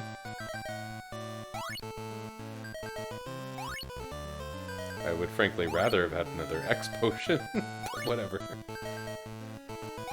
Oof, that's a lot of healing.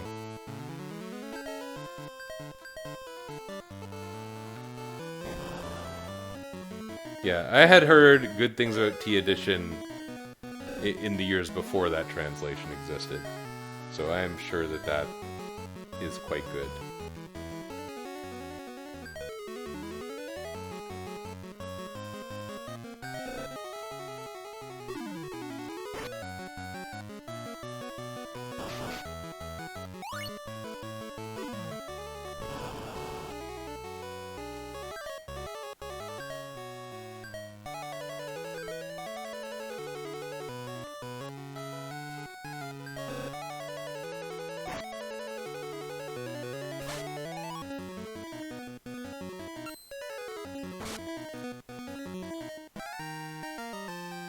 Lens agility up, that's nice. I took a little swing with the dagger there because I knew it would work. And it paid off. Big time. 25 agility. Wife got me a CRT. I have not yet gone to the route of getting a CRT for gaming. I probably should. I don't know what you can see behind me, but like I've still got all the old systems up here. I don't know how well you can necessarily see it. And I went and I bought the custom game cases for things. Hang on a sec.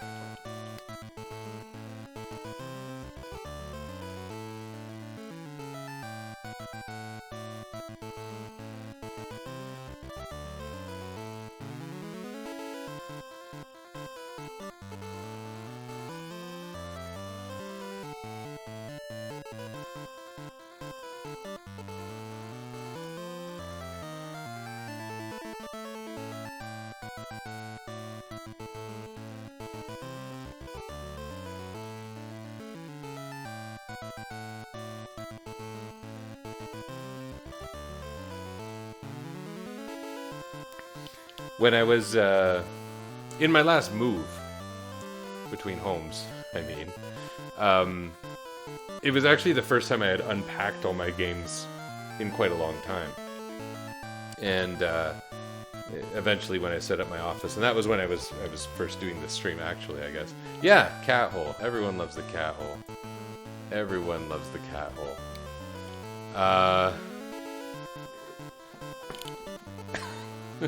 Anyway, I had mostly loose carts from when I was a teenager. The boxes, you know, didn't survive. I mostly had games when I was a kid. I never kept anything mint, right? But I had all the carts, and I was like, I don't want to put these up on my shelf. I need a nice way to store these. So I bought the custom game cases, and then I got the art printed for them.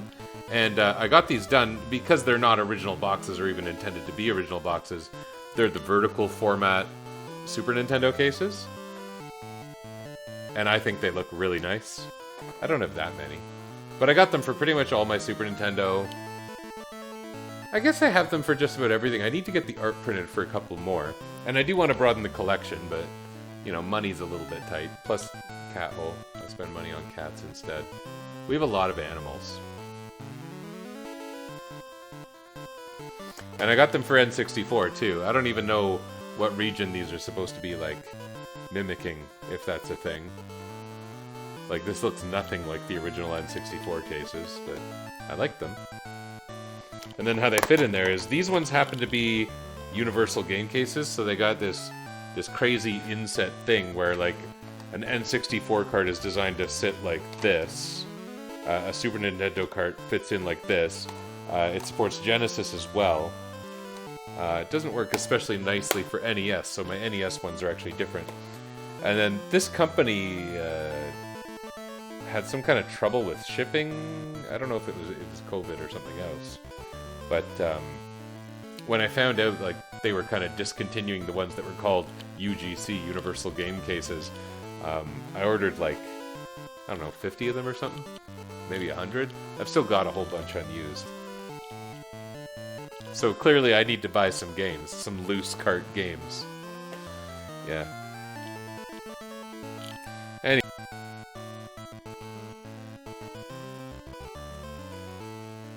I muted myself and then started saying that, which is dumb.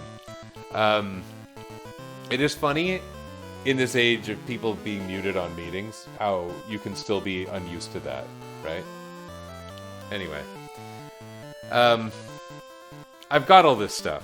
I've even got a 2600 there. I've got an Atari 2600. It technically was my brother's. I don't have any 2600 games, but I've got the Atari 2600 ready to go. So if I did get a CRT for gaming, I'd probably set it up here somewhere. I don't know. One day I might think about that, but I haven't done it yet.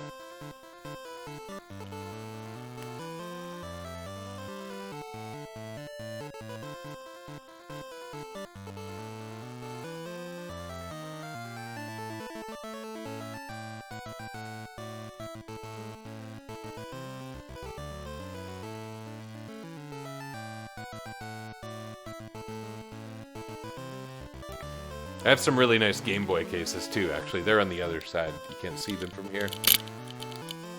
I do actually own the game I'm playing, for example. Yeah, but the thing that gets the most attention behind me is the cat hole. Followed by the painting that's back there of Mega Man and the Black Mage with their backs to each other.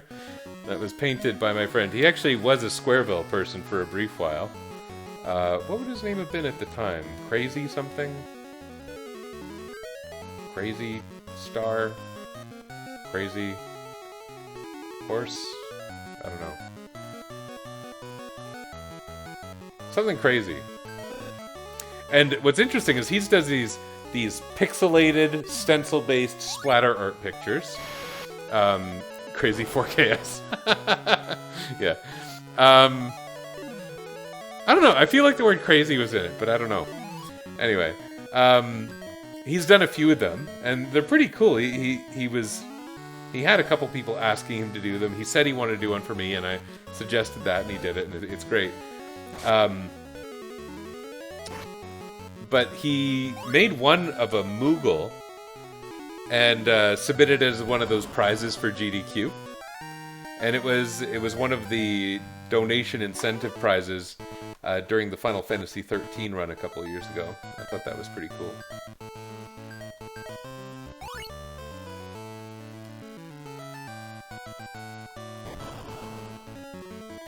Crazy Storm? I think it might have been Crazy Storm. Oh good, there's only one Gable.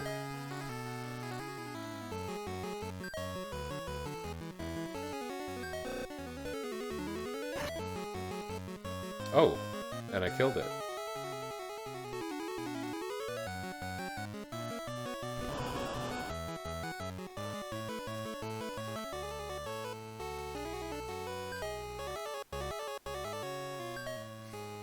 Everyone get your mana up. Not you. Maybe you. No, not you.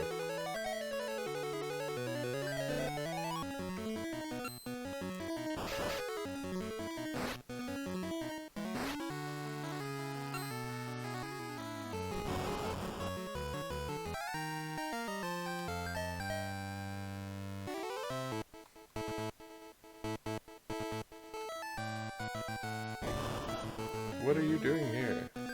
It's taken them a very long time to figure out what I'm doing here. I wonder if their research methods could maybe use some work.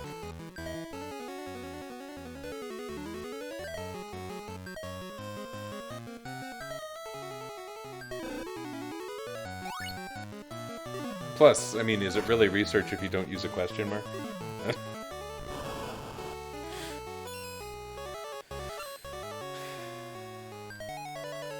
You know, speaking of KS, I got like a mysterious LinkedIn connection like a year or two ago that,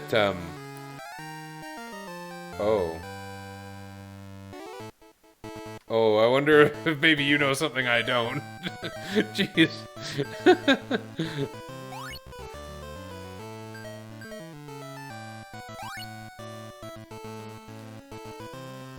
And starting with saying, oh, it was a mysterious LinkedIn connection. That doesn't, you know, bode well.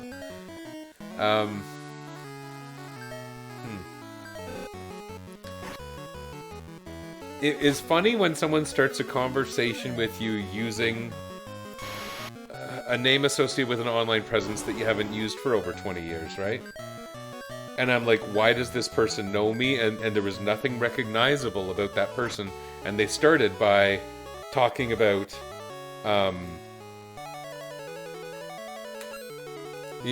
my name without referencing who they themselves were.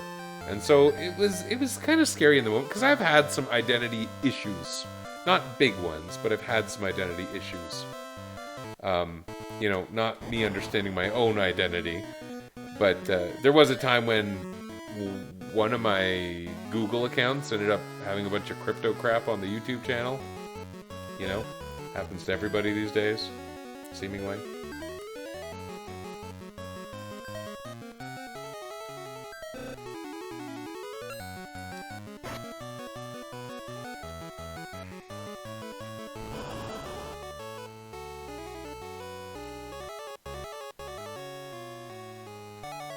I wonder if it is the same guy. I didn't see any reason to think it wasn't actually him, I must say. But it was because there was some kind of connection that was just... It was a named connection, and it was... There were reasons for those people to be in those places. That all sounds really, weird, but... Yeah.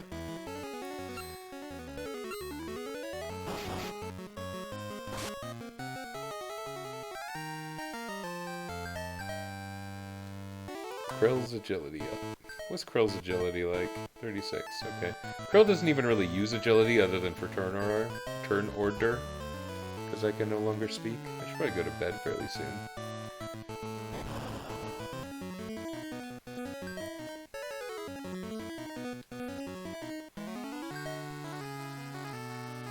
Once again, I didn't see if this was a strike first or not.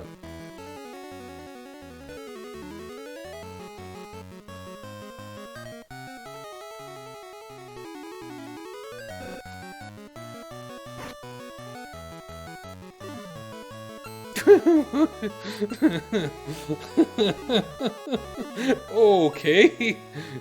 Who is the person that goes on, LinkedIn or whatever and says, I'm a homeless person in California?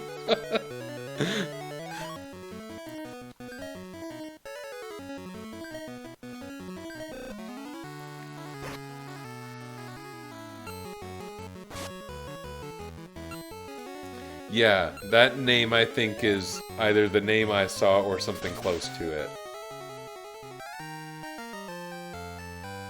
I got another a first ice sword, that's cool. And Krill got more agility. Neat.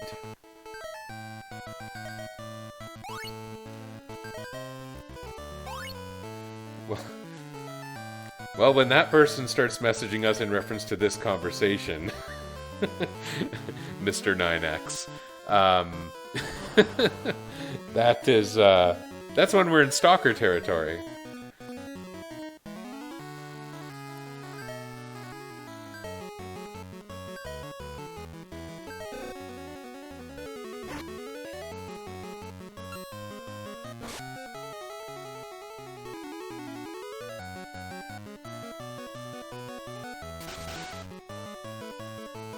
You know what?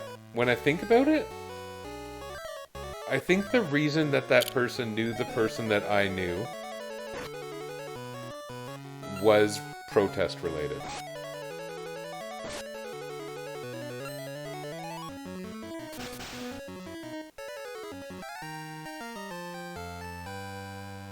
Oh, I'm happy to see people gaining HP finally. Why did that happen, now? I'm gonna try one more fight.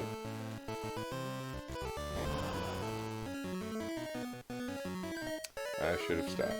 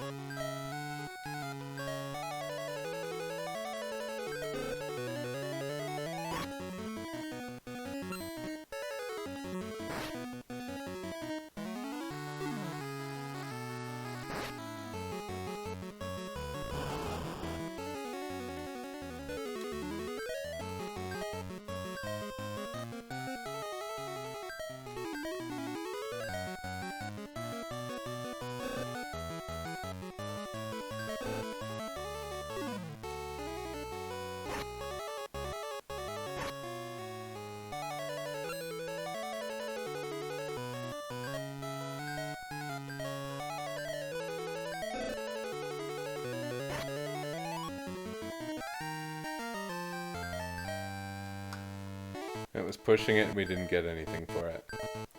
Hooray.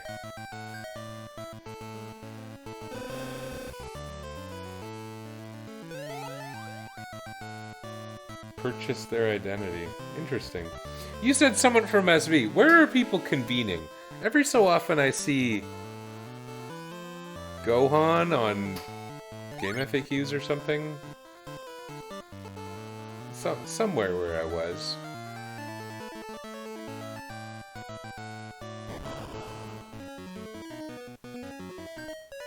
Oh, I just left the city. I did not mean to do that.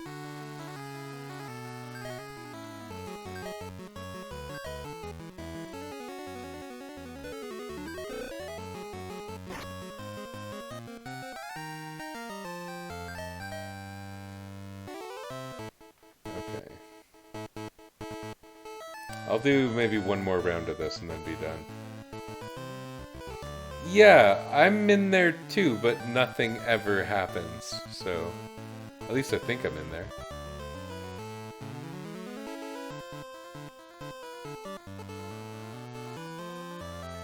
Wow.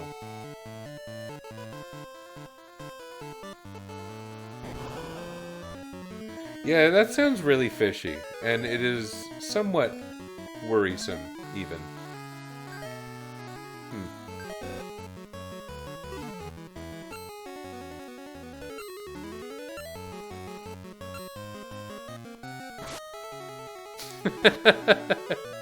What do I want to happen? I don't know. We'll turn it into the olden days. We'll run an RPG. It is funny telling people the story of my starting programming. By the way, this is tangentially related. It's not just out of nowhere. Something I often tell people is, like, as a young teenager, I sort of started programming without even realizing I was programming.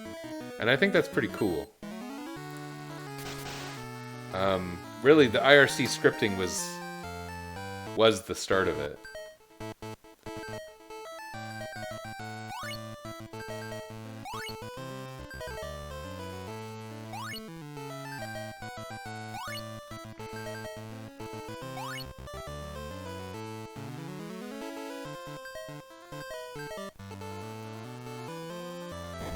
We're all old and tired now.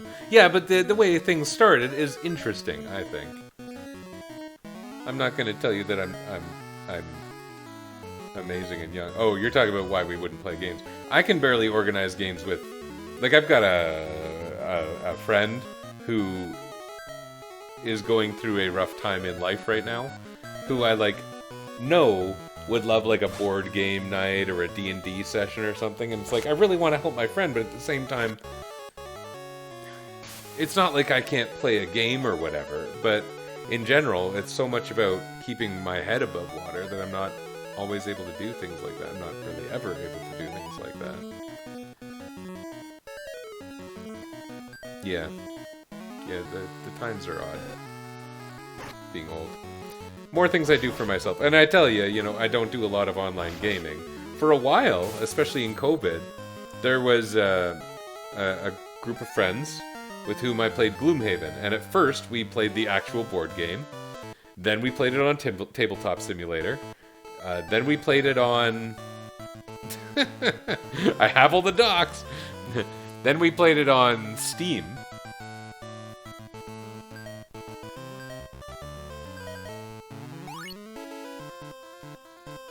And then we stopped playing it. It just got hard to even schedule time to play Steam together. I have things like this. I have challenges like the Final Fantasy X challenge, or sorry, Tactics challenge I had before this one. Was kind of done over the span of like 3 years. I kept kind of leaving and having to focus on other things and coming back to it. Having to focus on other things or choosing to focus on other things. Because there are points in challenge play where it's kind of like, it's a bit low priority and no one's making me do it. It's not like I'm making a living, another middle-aged white guy with a stream, especially a retro game stream where I kind of intentionally break games.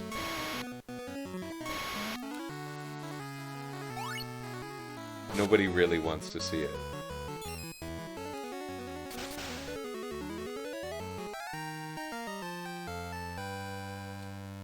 I so wish that was something good. I promise there are good abilities in this game. I just haven't happened to see any of them yet.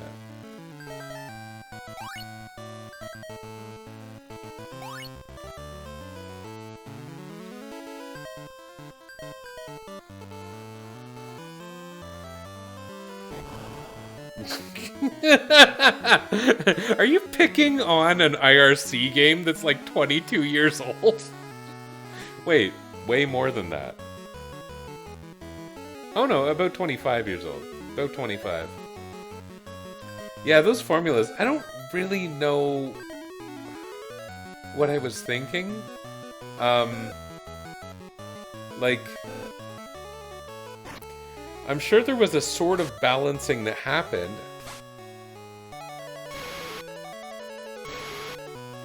I don't know what to tell you. We came up with a spin move super early as a thing I remember. Someone was like, I want to spin an attack. It hits 2 to 4 times for full damage. Okay. Make it so. And then every single character learned spin hit. And it was the only thing anyone ever wanted to do. Every so often when people actually did want to do serious role-playing, like Hikari, it actually got kind of interesting. The other person who really did is bizarre is Matt Smiley Kid. Yeah, oh my. The time when Matt, like, misinterpreted a scenario I was describing. I don't know if I can win this battle in this state. I really need Len to be alive. Alive and awake.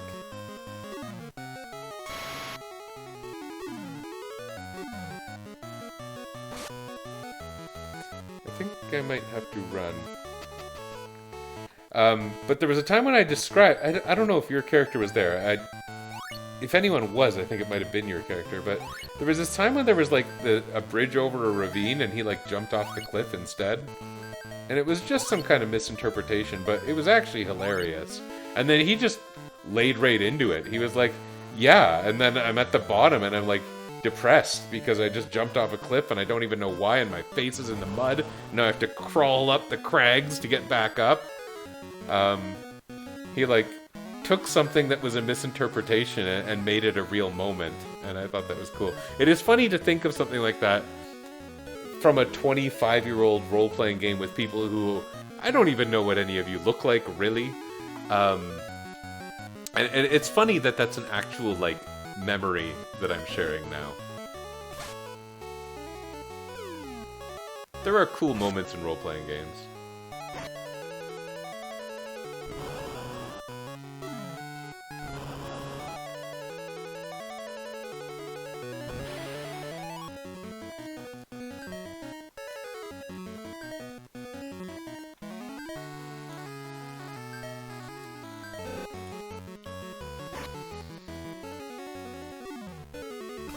Graphing calculator. That's funny.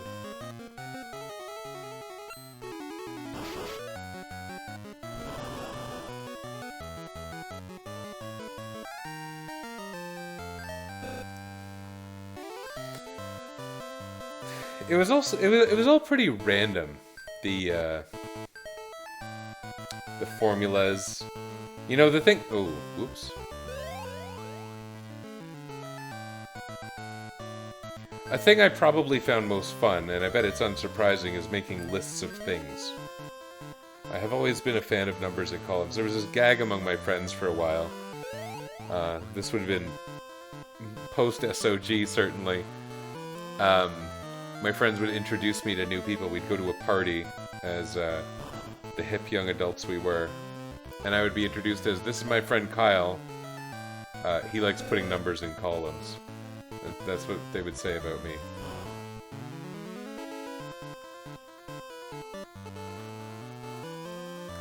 Putting numbers in columns, that was my shtick.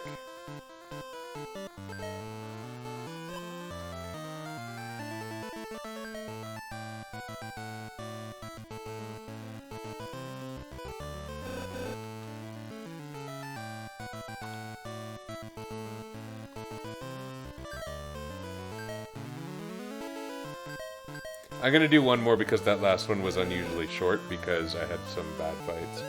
Don't forget PEMDAS, yeah. When did... This is a dumb question. You know, I always learned in school BEDMAS. And maybe that's some kind of Canadian thing. Brackets, exponents, division, multiplication, addition, subtraction.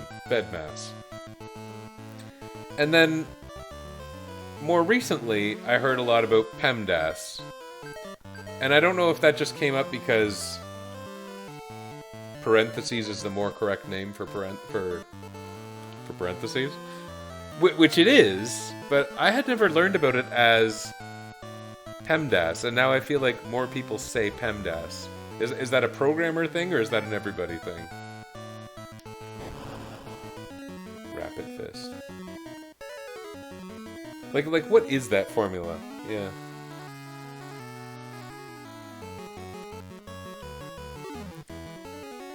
Yeah, I liked lists. I liked other people's lists. Sometimes I would look at those lists and just think about those lists. And again, Matt Smiley Kid, who I didn't always think was like some great person or anything. But the lists around one of his anime RPG games drew me in, is what I'll say. Drew me in, and by that I mean, like, I wanted to play that game basically because of the lists. It was one of these ones where it was very Final Fantasy Tactics-like. There were all these job classes and abilities, but he had, like, must have been well over, like, there were probably 50 job classes, and they basically represented every fantasy and gaming and anime trope that you could think of.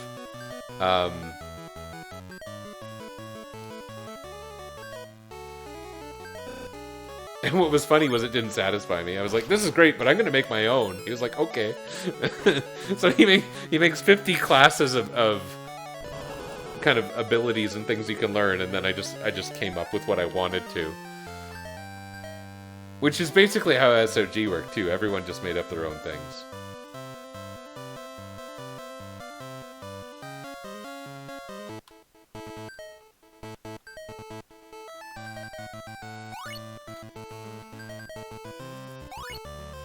Ah, PEMDAS is in Imperial.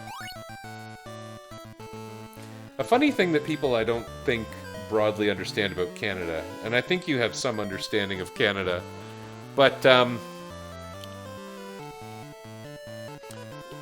most people use Imperial measurements still conversationally. They don't use it for, like,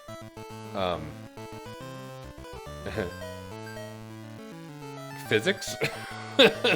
we don't incorporate it into our mathematical formulas. I got a couple of flame swords, so I guess I'll use that. But like everyone knows their height in feet and inches. People don't usually speak about miles.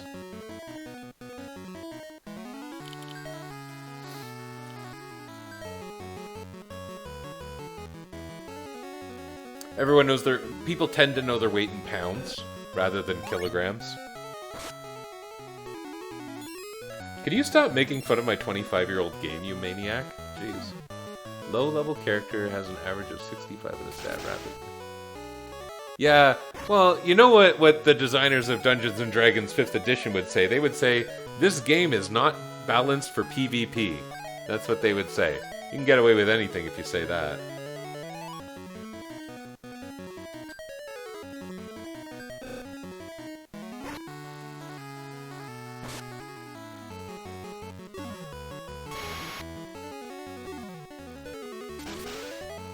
Not balanced for PvP. But there was a lot of PvP. Hecate, who was Terex, was Hecate. Hecate fought Matt at one point. I'm sure KS must have fought someone at some point. I feel like people fought each other in that game. Maybe they didn't.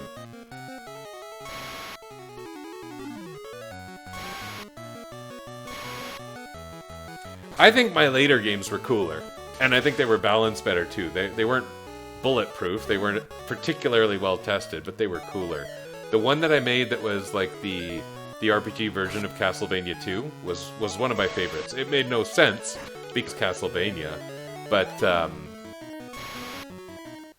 it was cool. And there were other ones that used a leveling system a little more like Seiken Densetsu 3, which is, I guess, Trials of Mana now. Normally I can say that word, but I just botched it pretty badly there. Where there was at least one I made where there was like a pick your stat, and if this stat goes up first, you move towards this class. Something like that. I like coming up with systems. That is, I don't know if that's a universal thing and I'm just saying something that everyone does. But coming up with values that relate to other values is just a thing I enjoy. And so I used to, that was my favorite part of those. In all the list making, I wanted that to happen. Seiken. I don't think it's 3 syllables, is it? I guess you would know better than I would. Closer to Japan. Probably not. Maybe closer to Japan? Are you closer to Japan? You're closer to Japan.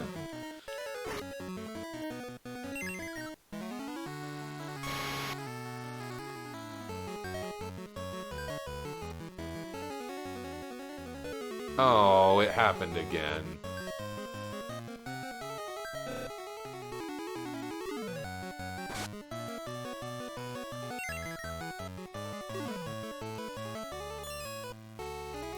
They're just picking on him and dying.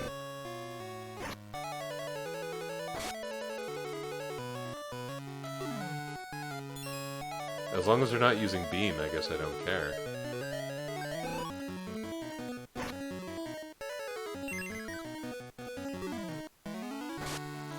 Although this does waste a lot of weapon durability.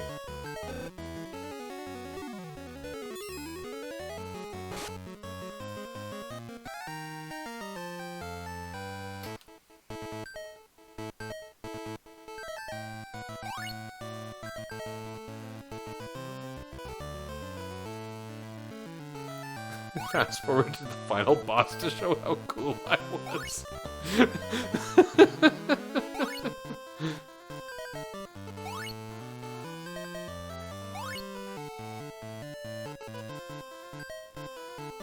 Do you remember all the attempts at making an IRC-based MUD? Were you part of that, or was that just, Oh, weird.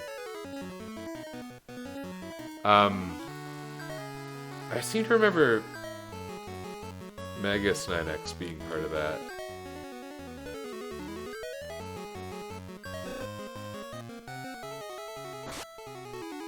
We got so interested in MUDs for a while. I logged into Realms of Despair, like, probably 3 years ago, and it was still existing. And, like, some, like, server admin just came and followed me around. I think they were wondering if I was a real person or not. I don't know.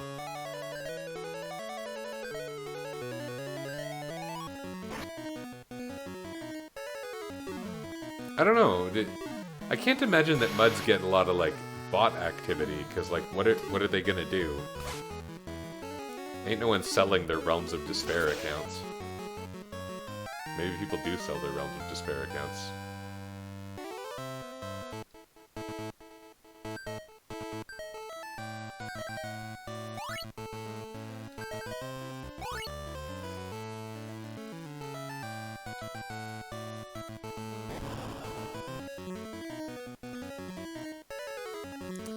Frank, eh?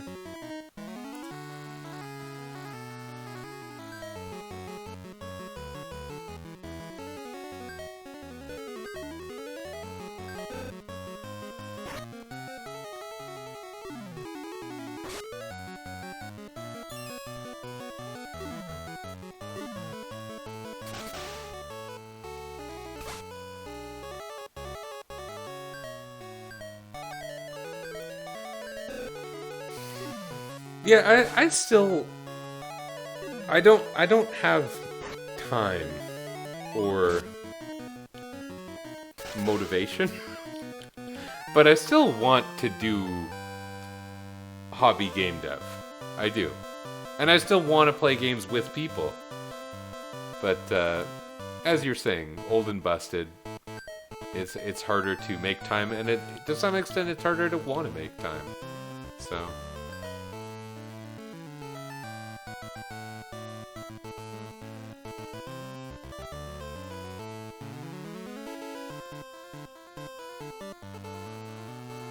the stats are getting better here. Bart still sucks. Krill still sucks, but she's kind of meant to suck. He's alright. Yeah, Len and Fairy are very good at their jobs. Fairy, unfortunately, doesn't get any good equipment in the whole game, though. Working on a Castlevania mod? Really? Oh. Sounds close to home. Pretty lit. Real-time combat, standard mud combat. Yeah, sub-weapons, cool. Oh, you should get that list of items from my Castlevania IRC RPG. I was quite proud of that one. And you know what? We played a good few sessions. What was funny was we started everybody with almost kind of a session zero. No one used that term back then, but everyone had their like introduction. And we like played everyone's introduction. We played a good handful of sessions. But it was with individuals. And this is death. This is get out of here.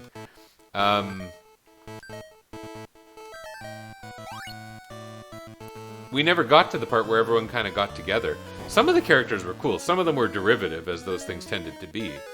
But, I really like... our friend, Locke from Squareville. I liked his character the most. It was like an acrobat from a family of acrobats who became dissatisfied with the acrobat life and decided to go fight zombies. And it was just... it was novel. I liked it.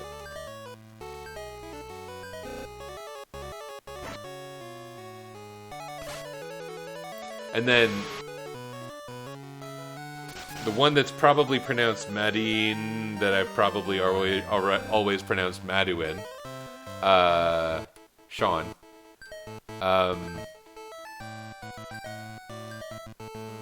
There was something interesting there, too.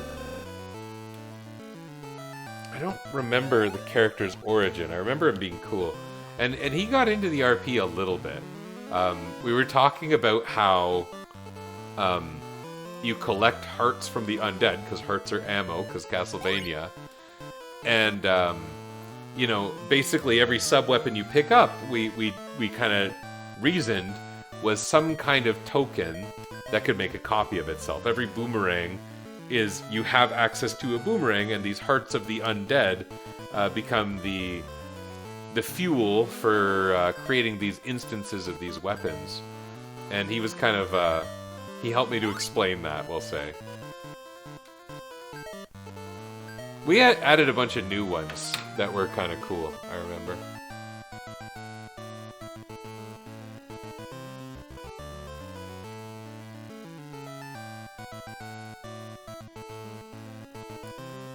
You picked a bloodline. That's a nice idea.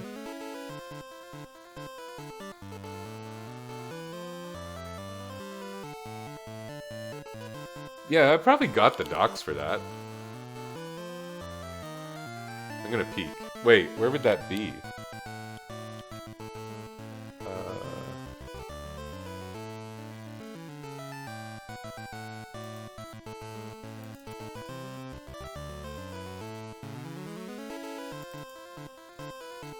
This is so weird.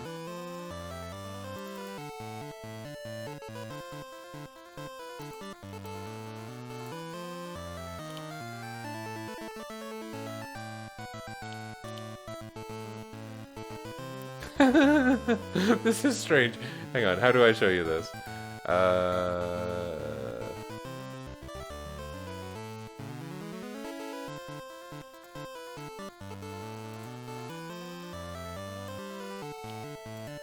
Heart-consuming weapons for Castlevania Simon's Legacy.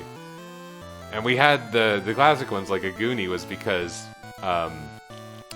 Symphony of the Night was cool, right?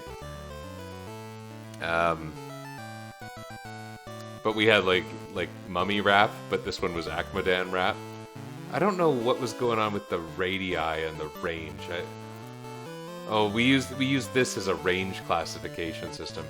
You know, grid-based play wasn't really a thing in my mind yet. Everything to that point was theater of the mind. For that matter, I don't think I ever played really a grid-based role-playing game until what had to be like, I don't know, 2005 or something. This was 2002. That's funny to think about. I don't know what this means.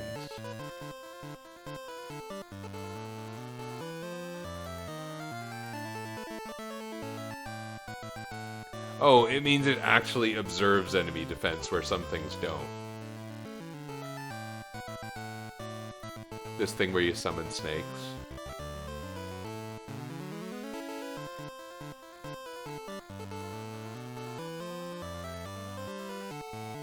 Yeah, we reclassified certain things like the Crusagram. We thought that'd be better off as a sub-weapon.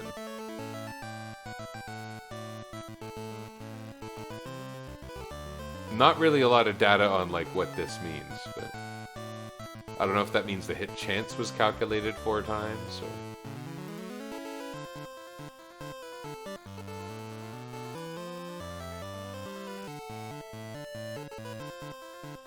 Yeah, this is kind of cool-ish. I don't know. It's not that detailed, but I think these things, in a way, were better off with less detail. The formulas were a little bit less, PEMDASy than the SOG ones.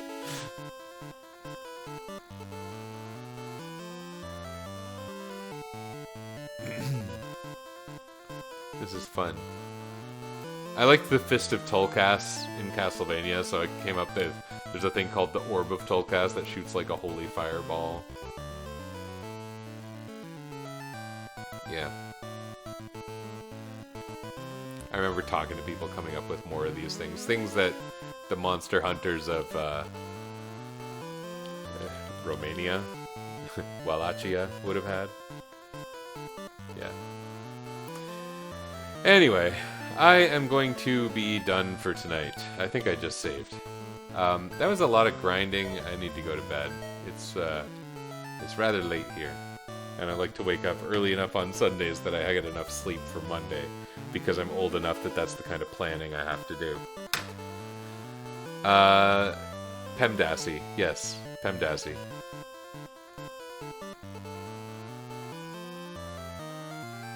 Harmony of dissonance. Yeah, okay.